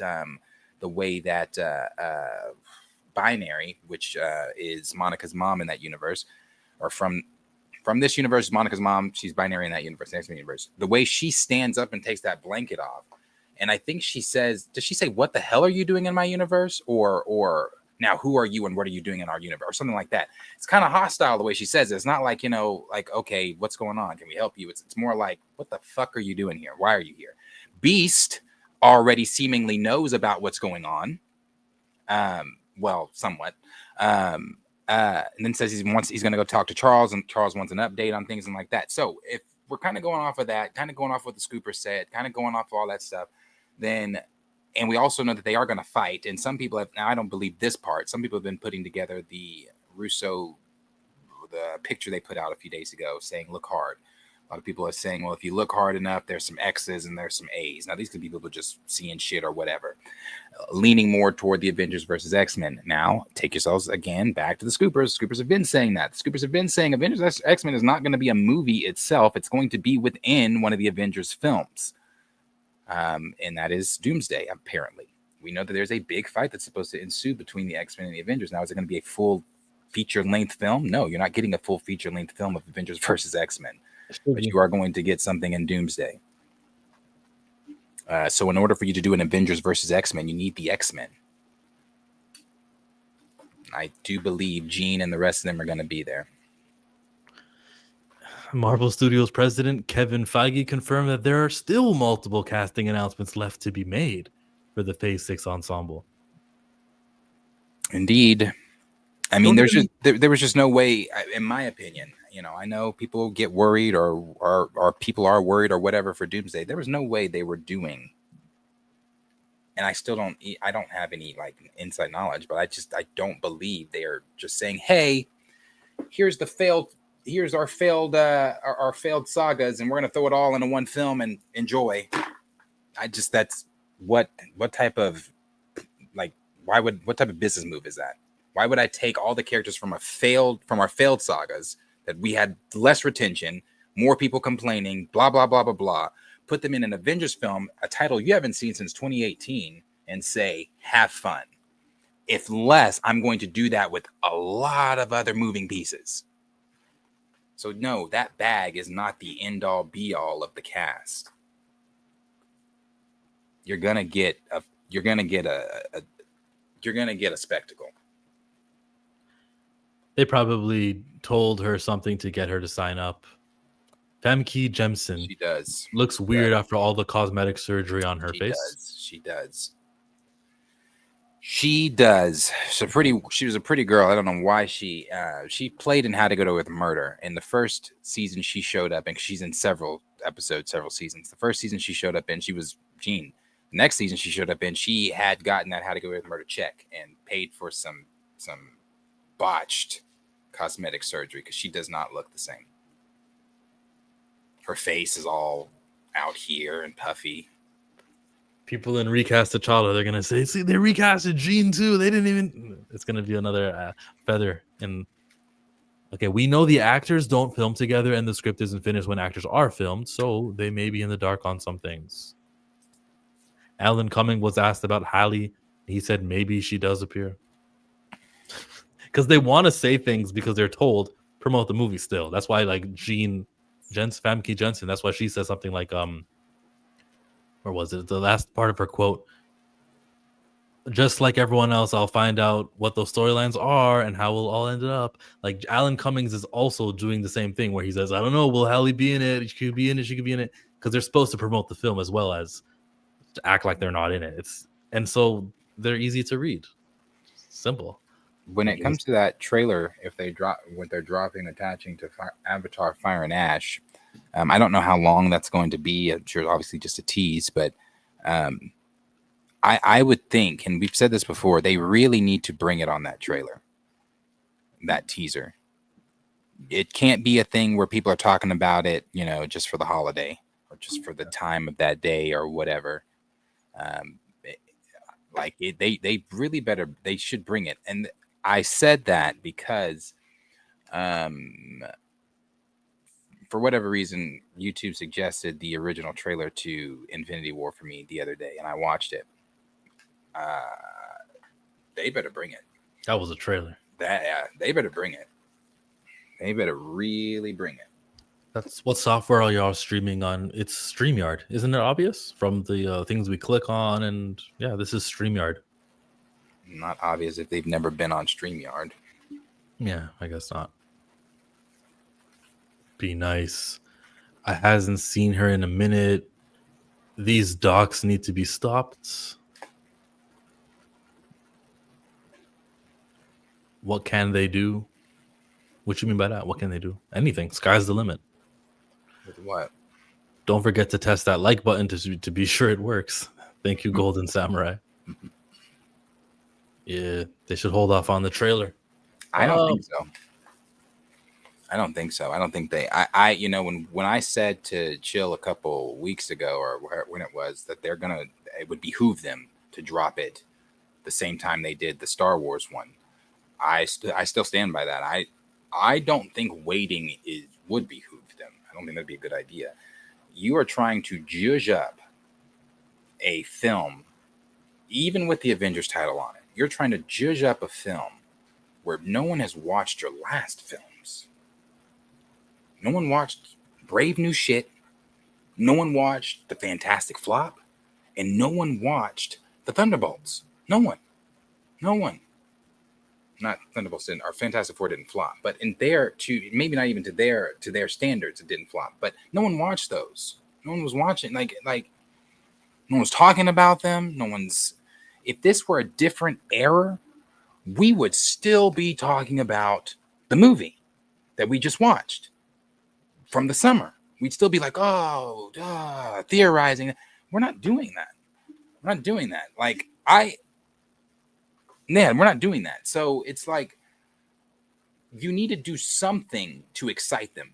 The chair announcement, cool. It amassed a lot of eyes. Didn't do anything for the longevity of conversation. Robert Downey Jr. unmasking himself. People still talk about it today, but it's still divisive. It's not like, oh, I'm so excited. It's like, I don't know. So you need to do something that's going. Now, I don't even know if this is going to be that something that's going to get fans all on the same page and riled up. Of course, you're going to have your people saying, mid, stupid, the MCU's dead. But if you can get somewhat of that, and I use this all the time, that WandaVision spark back. If you can get something of that back, where people are holding panel streams, where they're talking with 4 or 5 other different creators about, okay, this is different. This is is the MCU back? And if they're not doing that, I don't think you can do that like in a few months before the film. You need to do it now. You need to do it now. Because again, another example. When Anthony Russo posted that picture during Infinity War and said, look hard, people were streaming out the ass, doing videos with fucking dissecting new rock stars, Easter eggs, all that type of shit. Nobody did that for that. Nobody did that for that picture. No one cared. New rock stars did one. Well, that's their jobs. But but the other people, like, no one's like breaking it down. Like, no one. It's kind of WandaVision's fault, don't you feel? I feel like during that period, that 9 weeks, that 9 episodes, it was like, okay, well, you see, there's the comic book, and that's why this is the helmet of so and so, and this is from that when we were okay. I'm not speaking English. Let me start over. We were not being rewarded with the things that we were thinking about, and it ended up week after week that we weren't getting what we thought. So the time period of WandaVision is more reflective of how big and how things were after Endgame. Endgame is what was the culture. It's not like the WandaVision culture. Yeah, Endgame was the culture, but you said the WandaVision feeling is whatever you said. I think it's more so we don't get to the WandaVision feeling without the 10 years prior. That's what got us there. Yeah, sure.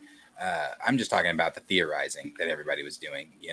People were online. I mean, this was the fun time. Disney was dropping shows at 2 a.m. People had to work the next goddamn day. So no one's doing that now. I tell you what, let Marvel drop something at 2 a.m. I'll catch the next fucking day. I'm not waking up at 2 a.m. The reason why they didn't want to have too many people on the server crashed it, so they put it at an impossible time. So yeah, some people hardcore will do it. Some people are on the West Coast and they can stay up till midnight and they're fine.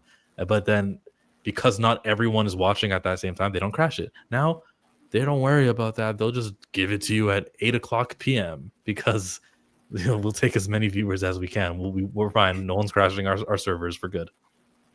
Yeah, it's just not that time. It's not that we're era. not there. Not there. And I don't know. So. Yeah, things are not so super.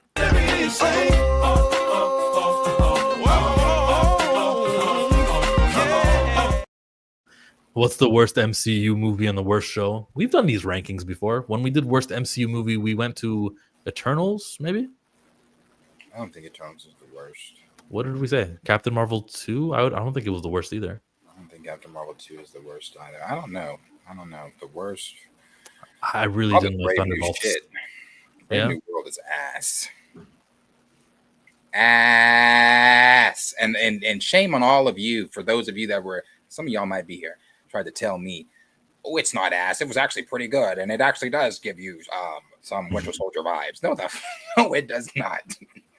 Worst show? Maybe Secret Invasion. I didn't like Agatha. I didn't watch Echo. Worst show? Agatha. I liked Agatha. Agatha was pretty good. Maybe She-Hulk? No, She-Hulk wasn't that bad. She-Hulk was Not bad. bad until Not that bad. they started. Until you get to like, how many episodes are there? Like 6? Or there's 6 or 8 of She-Hulk? I don't know. Until you get to that 9? Jesus. Until you get to that last episode, that's awful. And then like the ones where like she's Oh, that's in the last episode where she's changing. She's like, wait, I don't want this guy to come down and do this. No. Okay, now this guy shouldn't be doing this. And it'd be really cool if Daredevil showed up. That stuff I didn't like. Well, Daredevil's one I didn't finish either. I think I saw the first 2 episodes. Finished Daredevil. And I won't be watching season 2. You know, they are really trying to hype up season 2 and like, oh, this is going to happen. I just, I guess when's it come out? Next spring? Don't care. Yeah, maybe Daredevil's my worst. Worst thanks show. for the super Worst chat, show. though. I guess Daredevil. I mean. Someone said Thor: Love and Thunder would be the worst movie. Thor: Love and Thunder is bad. I got Thunderbolts 2 Naries. Man, y'all better get off the Thunderbolts. Eternals. Thunderbolts was actually good. It's actually good. Everybody has their preference though, but Thunderbolts was actually, I thought, pretty good. Well, a long time ago in a galaxy far, far away, Keira Knightley played the decoy, one of the people that Padme was, okay? And she's saying, we'll go pitch it to Disney. I should be getting the spinoff. I'm going to phone Ryan Gosling and be like, dude, what happened to Sabe? Sabi? I was about to say, who's Ryan Gosling? Starfighter. Yeah. No. That was just I don't know if they asked her a Star Wars question and she just needed to pull some shit out her ass, but no. Well, I watched Star Wars Meg, and apparently there's a comic book where this character was like talking to Darth Vader and like, talking about Anakin Skywalker, talking about how, because she was close to Padme. And so this character is not a nothing character. I mean, she is a nothing character, but she's not that nothing. So what is it? So what's with that new knowledge, because I wasn't privy to that. Yeah. So with that new knowledge, what does that do? Or is the series over? I've got to get to Anakin. I've got to get to Vader. I've got to tell him about this Jedi named Anakin. No, and then he's gonna kill her. She was next to Vader when she said it in the comic book page. And he didn't kill her. Watch the video. I don't remember. I was like shocked he didn't kill her. Probably does. I don't know, but that's like the comic books are irrelevant anyways. Really relevant. We know that. So who cares? Any more further thoughts on this? Keira Knightley coming back, star power. Like, how old would she be for Ryan Gosling? Because Ryan Gosling's movie happens 40 years after Order 66. She, in my headcanon, she's dead. She might not be alive. She died during. I don't know. She's dead during Ryan Gosling's period. She'd be dead. Yeah. Yeah. Big bank, take low buy. Big bank, take low buy. Type of money you gonna need to say. Ryan Gosling, Ms. Knightley, and Ewan looking for a paycheck. Yeah, gotta be. Well, shit, she better go knock on another Disney door with pirates. Well, Ewan is warranted. I would like him to get the paycheck. Keira Knightley didn't even know that you were in Phantom Menace when you were a teenager. Now I know. You were an extra. You were straight out of acting school, and they were like, yeah, let's just bring one of them. Or drama class, straight out of drama class. They were shooting in town. Okay, let's get this Keira Knightley person. Sure. Here's your $17.99. You're in Star Wars. They did a damn good job, too, because when I was a kid, I didn't know the difference until she said, this is my... Chancellor Valorum, I demand a recount. Her depressed way she talked. It's crazy. Padme talked that way in the first one, but none of the others. None of the others were she just depressed, slow talking, monotone voiced character. You complaining? You wanted the monotone back? You know what? Maybe I like my queen a little stoic. Yeah, it's stoic. That's all it is. We got another super chat. All I do is win, no matter what. Got money on my mind, I can never get enough. And everything. Step up in the building. I'm 2 goals up. And then he says, Obi-Wan was hot trash. Ewan could kick rocks, my opinion. Hey, stop. I didn't say it wasn't hot trash. I didn't say there was problems or anything. But he's still a character who can, if you cast him with a good writer, with a good show, with a budget, you can still do good things with him. Yeah, Obi-Wan's show was bad. Kenobi was garbage. Yeah, 6 episodes of hard to watch, hard to accept. Why is Leia knowing who he is? It was just all over the place. I get it, but don't take that out. Don't kick rocks at Ewan, Darius.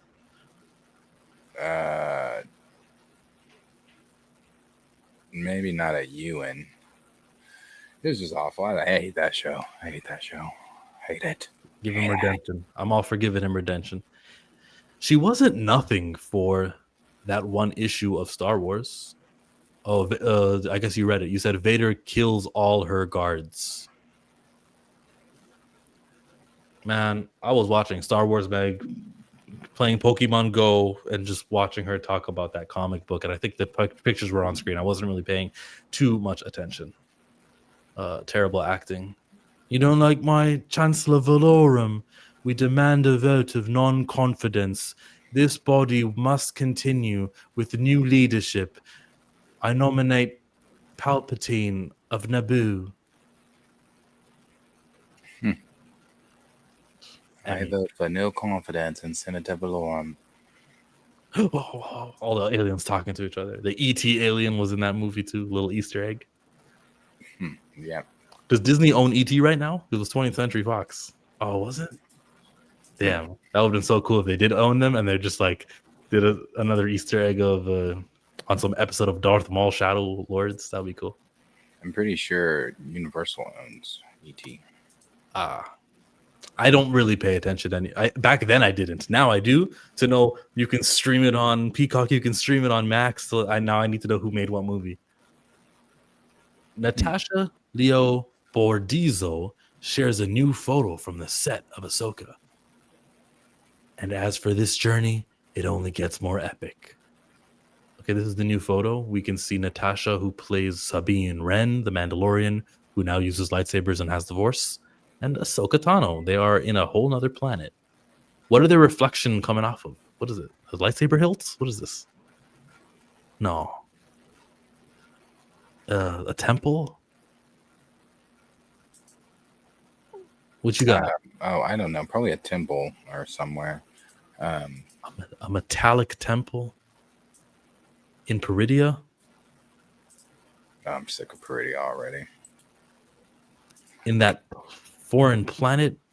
But that is where they would be. Yeah, I don't know. Not sure. Lots of things to come with this season. So we'll see exactly what they've got in store. Sabine. You know what's funny when they said, oh, no. She's not going to have the Force because why would she? And then they said, oh, well, we gave her the Force. It's like, oh, yeah, because everybody gets it, you know? You get the Force. You get the Force. You over there. You want some Force? You got it. All right. It's coming. It's coming. Lots of good stuff with this season. Lots of good things coming with this season. Stuff to look forward towards. And comic book movie, they have this big article. And in the article that is big, it tells us, rumor Avengers Doomsday spoilers promise a big Secret Wars debut, more casting additions, and X-Men details. Well, yeah, there's a whole lot we don't know about the X-Men. We are expecting more castings and Secret Wars and all that stuff that they talk about. You're not breaking any news here. No, Did I read this whole damn thing, or is there something specifically that happens here? No, they're talking about good stuff in this. They're talking about James Mack. They're talking about Black Swan. All the connective stuff that could go down for Doomsday. Just kind of talking about Black Swan's appearance showing up in not Doomsday, but more likely Secret Wars. Talks about obviously the opening of how T'Challa sees her first and how she's, on that planet and destroyed. It blows up behind her and all that kind of stuff. It also talks about just kind of where we could be in Secret Wars. Like if she shows up, how that could play out. You know, Alex over the Cosmic Circus tweeted a while back, watch Clea, or don't trust Clea, sorry. And a lot of people before he even said that, when she showed up in Multiverse of Madness, thought that she might be a part of the Black Swans, member of the Black Swans and things like that on Doctor Doom's team, going on to Rabamal. So we really don't know. They really might be leaning that deep into the storyline of Secret Wars, to where they're actually doing Rabamal, to where they actually. Now the thing I don't like about it is, if you do that, you would need I still have said this, you need a third movie.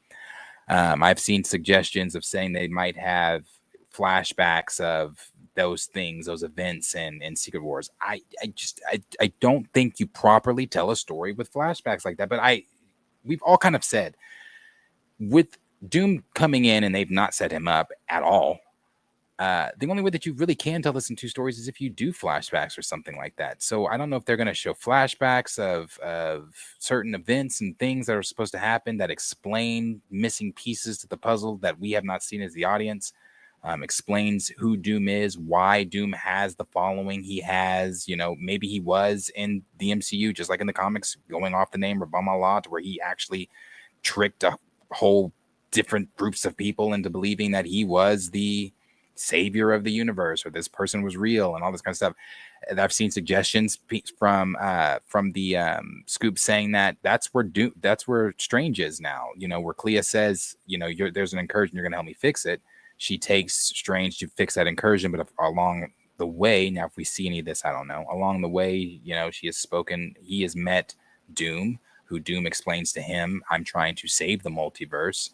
And while trying to save the multiverse, convinces Steven, I need your help, to where Steven is going to likely be on Doom's team when they do show back up. So I don't know. I mean, I don't know. They talk about a lot of different things in this article, a lot of different scoops from James Mack. But we'll see. I mean, the Black Swans might honestly be in the film. I do believe that she is. I don't think she's in Doomsday. Neither does the article. I think she's in Secret Wars. But then again, you have her show up in Secret Wars. It's going to be a bunch of flashbacks. I don't know how you would do that. So you'd have to one, explain to the normal audience who the fuck she is. Two, how she knows Doctor Doom isn't connected to Doctor Doom or Clea. If they go the Rabamal route, explain that. I mean, that's a lot to explain in a fucking flashback. Explain that. Explain how he's duped everybody. Explain, you'd have to explain it all. Says there's no word on who could play the Black Swan. I don't care who they play as the Black Swan. Could be somebody new, could be somebody old, like an established actor. Whoever they cast, I trust them. I don't really have any fears about this. No, I have no fears on who they cast as Black Swan. I just have fears on their execution. Yeah, no exactly. Fears on who they cast. Just, I hope they can execute it and make it make sense, because you're doing Doomsday and then you're jumping into Secret Wars. Doomsday, from what we know thus far about it, doesn't tell me anything about how or why Doom is who he is, why we should fear him, why they, our heroes, should fear him. Yeah. It doesn't. So I don't know. I don't know, man. I just don't know. I'm so curious, though. I think I said this about Superman and all that, but I've never been more excited for a teaser fucking trailer than Doomsday's, just for my pure curiosity. And I hope it's not like a deal where they've just put like lines from Infinity War and Endgame and things like that. I don't, because we know it's connecting to all that.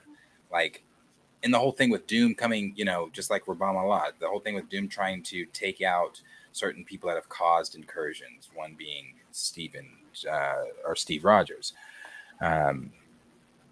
We'll see. Don't know. There's going to be several teams, though, from what they say. Several different teams. You'll have, I guess, some team even with the Maker from another universe. And I guess on that team, I don't know. It's all in that. They talk about it in the article. I don't know. So we'll see. We'll see what happens. It's a lot of characters, but I would assume you'd have to have all these characters. You'd have to have all these characters. A lot of characters, put them in the teaser trailer so that you can do the toy sales for the year, even before the movie comes out. Lots of people bought a lot of Force Awakens toys when they had that trailer come out a year before. And we're not exactly having the same enthusiasm levels as Star Wars was in year 2014, but I think, yeah, man, the trailer might be a good idea right before Avatar. Not for excitement, for toy sales. I don't think like you get people excited a year earlier, and then that just dissipates, and then we wait for the actual trailer coming when it's time for the movie rollout. Yeah. They also talk about something in there about using Cerebro to locate Franklin. So I don't know if that's the time that the Fantastic Four and the Avengers show up to the X-Men, and after fighting each other, like, oh, wait, whoa. Spider-Man mean. None of us are the bad guy here. We've all been duped. Where's our son? Oh, I've got something that can help. Cerebro. I don't know. Don't let me write the movie. That'd be awful. But yeah, I don't know. Something like that. Mm-hmm. 2 stories left to talk on. I'll be short with this one. With Diddy, he got 4 years and 2 months. Diddy's a story? Is he? Did I send that? I sent it. No. I put it in. I won't click on the article. Fine, I'll be quick with this. I don't want to stay on it too long. Justice was served, quote unquote, but like he's not getting any punishment for what he did to Cassie. What he is getting punishment is for trafficking. So like,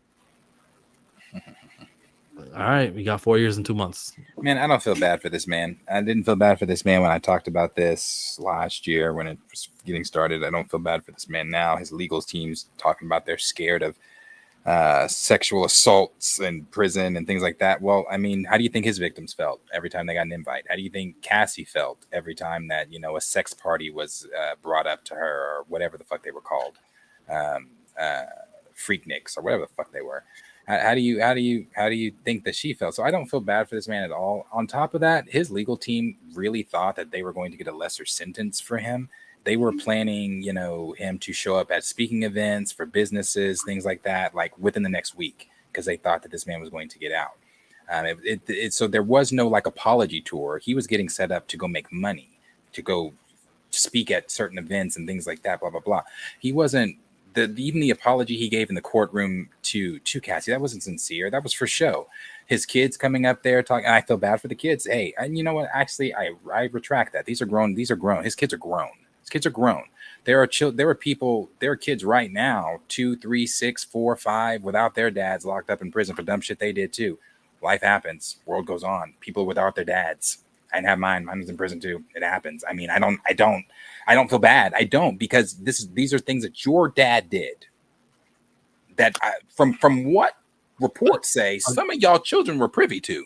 Again, like he's not even going to jail for the big stuff. They got him on trafficking because he gave money. Like, you're in New York, I'm gonna fly you out to LA, and you're gonna participate in this party. And the person wanted to participate in it, but there's rules. Once you cross the state, that's it. You can't go to Florida for these things. That's called something tuition. You can fill out the blank. Prosta. That's not allowed. And so I'm like, yeah, they're giving you 4 years, and like someone said in the chat, he already served, so he's got 3 years left. Like, I'm like, this is iffy. This is touchy. This is like, you're getting him, and you're probably giving him this time because of how bad what he isn't being convicted for. Like, well, he's not being sentenced for it. We're giving him a longer. Anyways, that's what I got to say about that. I think that when he comes back out in 3 years, he'll have a couple Avengers movies. Probably didn't see Superman. He's gonna be good. He's gonna have like a few things to watch. Yeah, and he'll it'll be fly off to a country with no extradition. It'll be business as usual when he comes back. You know, there's a lot of Epstein related stuff that if you would have like knocked down that domino, it would have knocked down even more. So they couldn't, because you know they gotta keep that blackmail on all the politicians, world leaders, the people in the industry who Israel has been like trying to shut up, control, blackmail. He couldn't do it. That's why he was just a beneficiary of that in this trial. Yeah. To be real, he should have been given time served based on evidence, based on Rob Kraft message, Parlor's happy ending slap on the wrists. It's almost never the initial sentence that's bad. It's the probation period after that can lead to real time if he F's up. Yeah. Well, he's probably going to go in like protective custody the next 3 years. Or what do you call it when it's not general population? What is it called? Whatever it is. He'll do that. Why would he go into protective custody? Who's after his ass? I forget the term. I know somebody who I have enjoyed thoroughly throughout this entire case is 50 Cent, who sent a letter to the judge telling him why did he needed to be locked up. 50's been on his ass the entire time. He has not let up. He's been on his kid's ass. He's been on his ass the entire time. So I've thoroughly enjoyed 50 Cent's pettiness throughout all of this.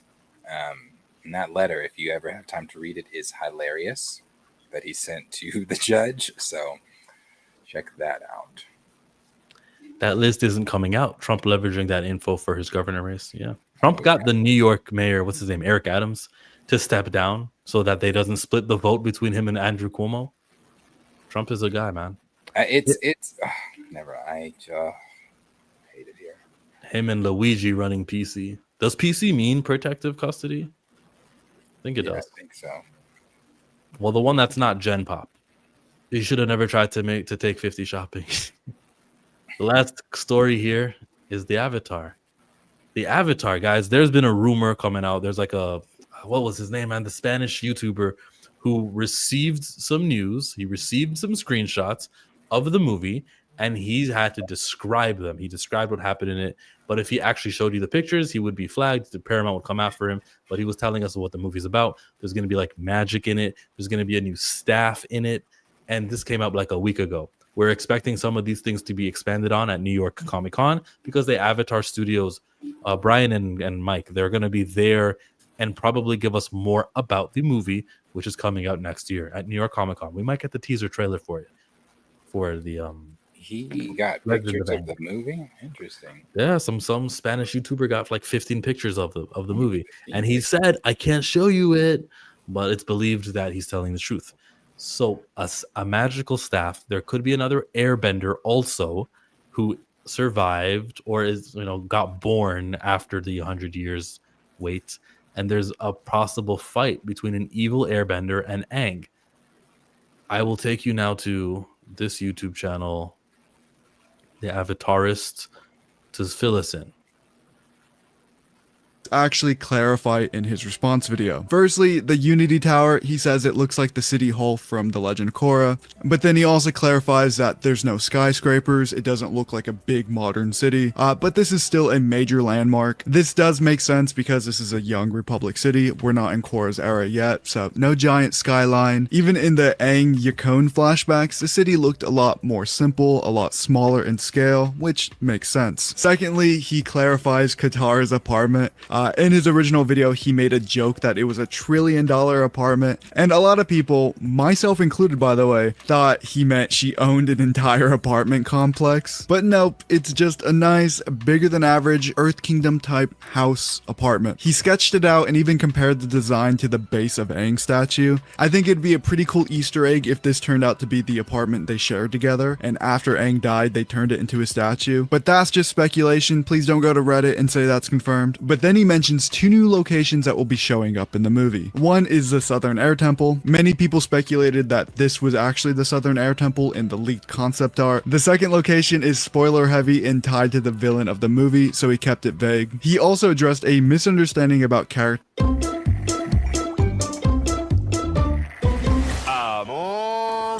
Thank you.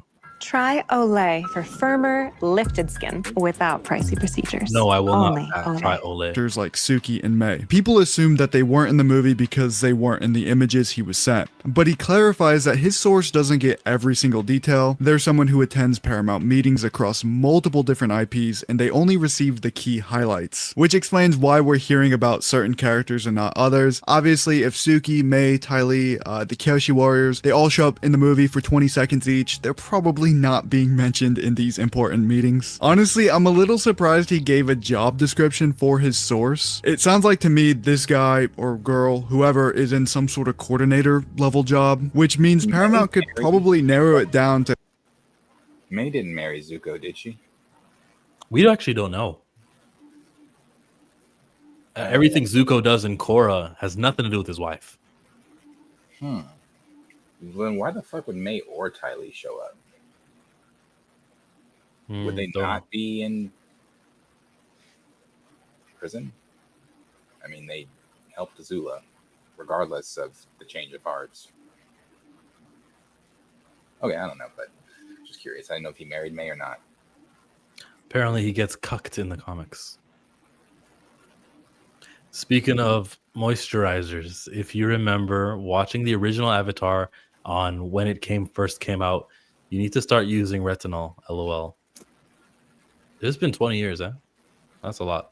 Who is leaking all of this stuff if they really wanted to, but hey, that's none of my business. Now let's get back on topic and talk about the airbending villain again. Appa Comics confirms that Taga is not Chanyu from Avatar Realms Collide. Now I'm gonna be real, you guys are smarter than me because I didn't even think of that guy. I know it turned out to not be correct, but Chanyu from this mobile game didn't even cross my mind. He also responded to something I brought up. Have you ever heard of Chanyu from the mobile game? What? Nah, didn't play the mobile game. Yeah, it's a mobile game. It's just like Star Wars comic books. It's not canon. It's just a mobile game. My mind. He also responded to something I brought up last time in my video. Remember how I said an alleged audience tester reached out to me? This was a few months ago. They claimed that the villain's tattoos were fake and that they weren't a real air nomad. They even told me the villain was traveling with 2 different people and they were searching for a relic. They showed me the company that they did the testing through. So I shared that information at the time, not because I thought it was extremely credible or anything, and I even said it in the video, it was alleged, not confirmed, but I thought it was interesting that parts of it lined up with Appa Comics info, such as the villain's description, his hair, his stature. The only inconsistency was, of course, him not being an airbender. But Appa Comics now says that is completely false and has no chance of being true because in the official film synopsis, according to him, it states that the antagonist is an airbender. There are no fake tattoos, no multiverse weirdness, no 150-year-old backstory, just a guy in his 30s, ripped and very much an airbender. After Stop right there. If a guy is in his 30s and he's an airbender, right? And this movie takes place, what, 10 years after Avatar and Katara and everyone and like that's if he's a 30-year-old, I have to ask, where was he? When does your bending kick in? At adolescence? Like when where was he when people needed to fight? He's a bad guy though, right? He's a bad guy. I don't know. The Fire Nation was supposed to kill all the airbenders. They went to Northern Temple, Western Temple, Eastern and Southern Temple. They killed them all. It doesn't mean though there weren't people who are not at the temple who were like, oh, it's bad for airbenders? All right, I'm just gonna lay low and live in Ba Sing Se or one of these little villages somewhere in the world, and I will have a kid. And that kid could have the genetics of airbender person.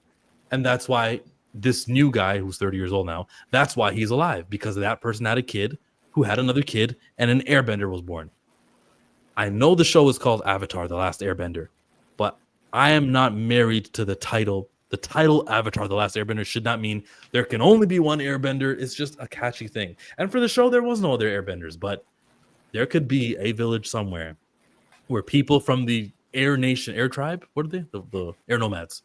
Where nomads were like, we found each other. Hey, we're not going to tell anyone here that we are whatever. We'll just live in the Earth Kingdom. They all think we're Earth Kingdom. And, you know, if we do have airbending, we keep it silent. So there could be a little tribe, little tribe. And the only other problem, of course, is why wasn't it brought up in Korra? And I guess because they wanted to multiply, I guess. I don't know. Yeah, that would be a question. Why not brought up in Korra? We didn't bring it up in Korra because Korra just never traveled to their city, or they wanted to remain silent and populate in peace.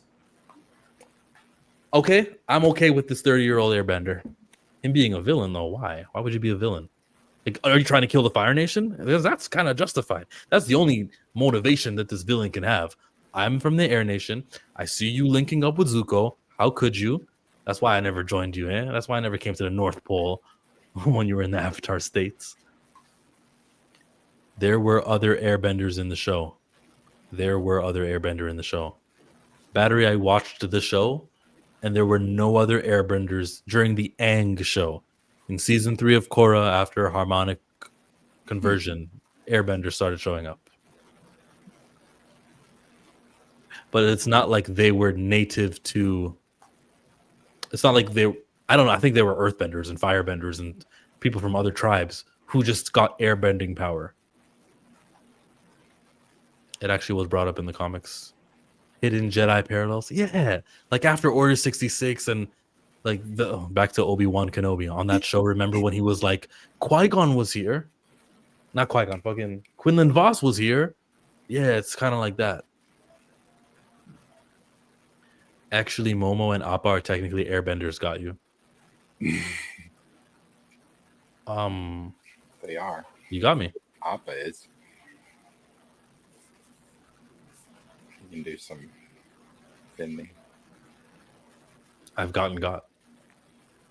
This, he also reveals a key line from the synopsis, quote unquote, a dangerous power forged by a mythical avatar. And this is referring to the staff. So this movie is not only introducing a new airbending villain, a new temple, but also a mythical weapon created by a past avatar. This is totally new for the franchise. The Avatar Bible itself already stated that magic doesn't exist in the Avatar world. Everything ties back to bending. You guys remember that iconic line in episode 1 where Sokka's like, stop playing with your magic water, and Katara's like, it's not magic, it's water bending. So how are they going to explain this mythical weapon? And honestly, I have no idea. A lot of fans are already trying to call it lore breaking, just like they did with the airbending villain, but here's my take. After watching Airspeed Prime's video, great video, you should watch it by the way, I find myself agreeing with what he said a lot. Instead of calling it lore breaking, because we don't even know the full context yet, think of it as a lore expansion. I don't care about that. If they have a new staff, just say it was from the spirit world. Boom. We already kind of have magic in the world. I'm good. Does the staff that's magical bother you? No. No, it doesn't. I mean, especially if they make it fit into the world of the Avatar. That does not bother me at all. I remain very excited and curious for this entire movie that was announced 7 years ago. So I'm very excited. It is exciting to know that there's going to be an airbending staff that soups up a guy, makes him worthy of fighting the Avatar, I guess. Totally. Somehow another airbender survived. Harry Potter meets Avatar ass show. I can't believe this. Well, just because he said the word magic, it doesn't mean that. Come on, Battery. Oh, look, excitement levels are high for this. This movie is more... What am I more excited than for this movie next year? I think I care more about this than Doomsday, because it's not like there's gonna be T'Challa in Doomsday, and I don't care how they... It's gonna be a task of how they get all the Avengers together and stuff. I care about this more than Mandalorian and Grogu. What else? Everything, bro. Children of Blood and Bone, maybe that comes first, but that's in 27. Nope. 2026, this is the highest profile movie. Vin Diesel's not getting a Fast and Furious movie. There's no Transformers or Ninja Turtles that I care about. Supergirl? Nah. Avatar Legend of Aang. I'm excited for it, but it ain't no Avengers. So I'm definitely still more excited for Doomsday, but I'm very excited for Avatar. That's the stream for you. The Boys season 5. No one cares about The Boys. I don't care about them. Not more than Avatar. No, not more than Avatar. But I care about The Boys. Any last minute any story pop up while we were streaming? Nah. Nope. Well, we will be back for the afternoon woke up again, 3 o'clock Eastern, 2 o'clock Oklahoma time, and that should be that. Yeah, no, I don't see anything else. Nope. Vine might be coming back. According to Elon Musk, he's buying it. He's going to buy it to compete with TikTok. Twitter owns it, don't they? He owns Twitter. Or X, or whatever the fuck he calls it. When the first Vines that go popular are going to be The ones from like the past stars of Vine. Do it for the Vine. I ain't gonna do it. They're gonna get her. Except now she's like in college. I don't think you can bring Vine back personally, but we'll see. You'd have to change it. It can't be 6 seconds anymore. You'd have to change it. Nah, well, he says I'm assuming that's what he would do because it says he's doing it to compete with TikTok and Instagram Reels. So if I'm competing with Instagram Reels, some of those Reels are 5 minutes. Depends. So yeah, but we'll And see. whatever you do, Instagram will copy you. They took Snapchat stories. Whatever they do, like you can hold. You know, you can hold on YouTube, and then it'll go 2 times speed. Now you can do that on your Instagram. Yeah, you can do that on TikTok too. Snapchat though is about to hit the crapper. Not that they already didn't hit the crapper. I only have Snapchat now for the memories, and I only use Snapchat literally for memories. Like I'll take a video picture, save it to my memories. That's about it. It's rare that if I post on my Snapchat story. However, Snapchat is changing big time. They are so all your memories that are. I want to make sure I'm saying this right. All your current Snapchat memories. So if you have a Snapchat and you have memories in there out the ass, like I do, I think your current memories are safe. I think. Unless they said that if it's over 5 gigs, I think they're well, not I think they're gonna start charging you for it. So if it's over 5 gigs of video or memory that you want to save, or I think is currently saved is over 5 gigs, I think the currently saved ones you have to pay for, but don't quote me on that. The currently saved ones might be safe and they might not be safe.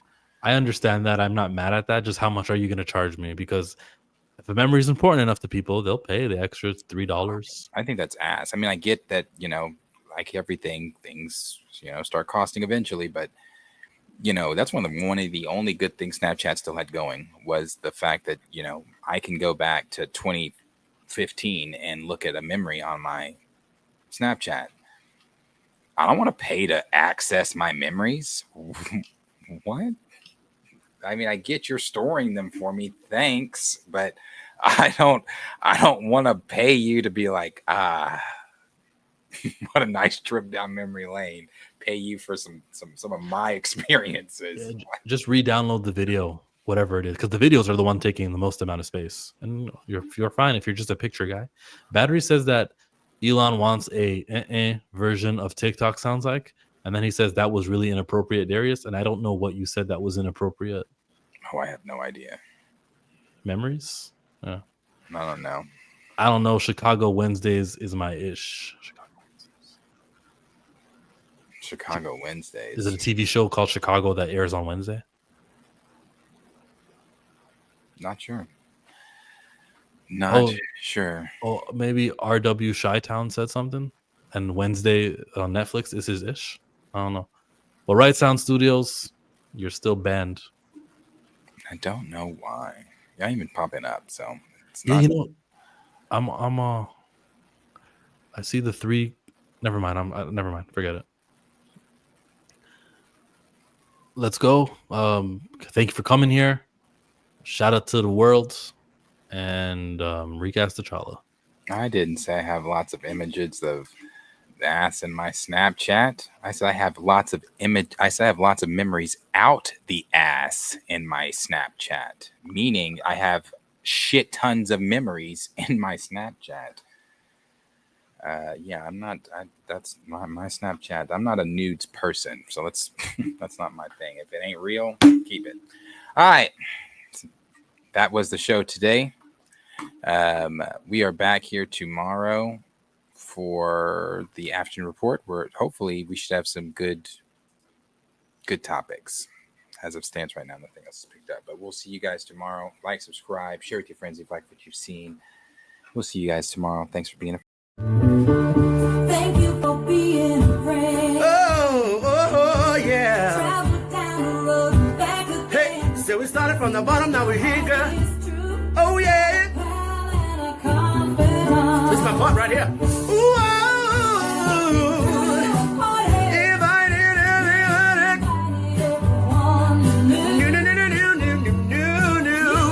the biggest gift, the biggest.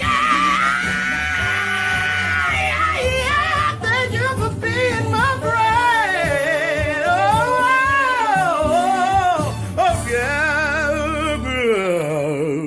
Hallelujah.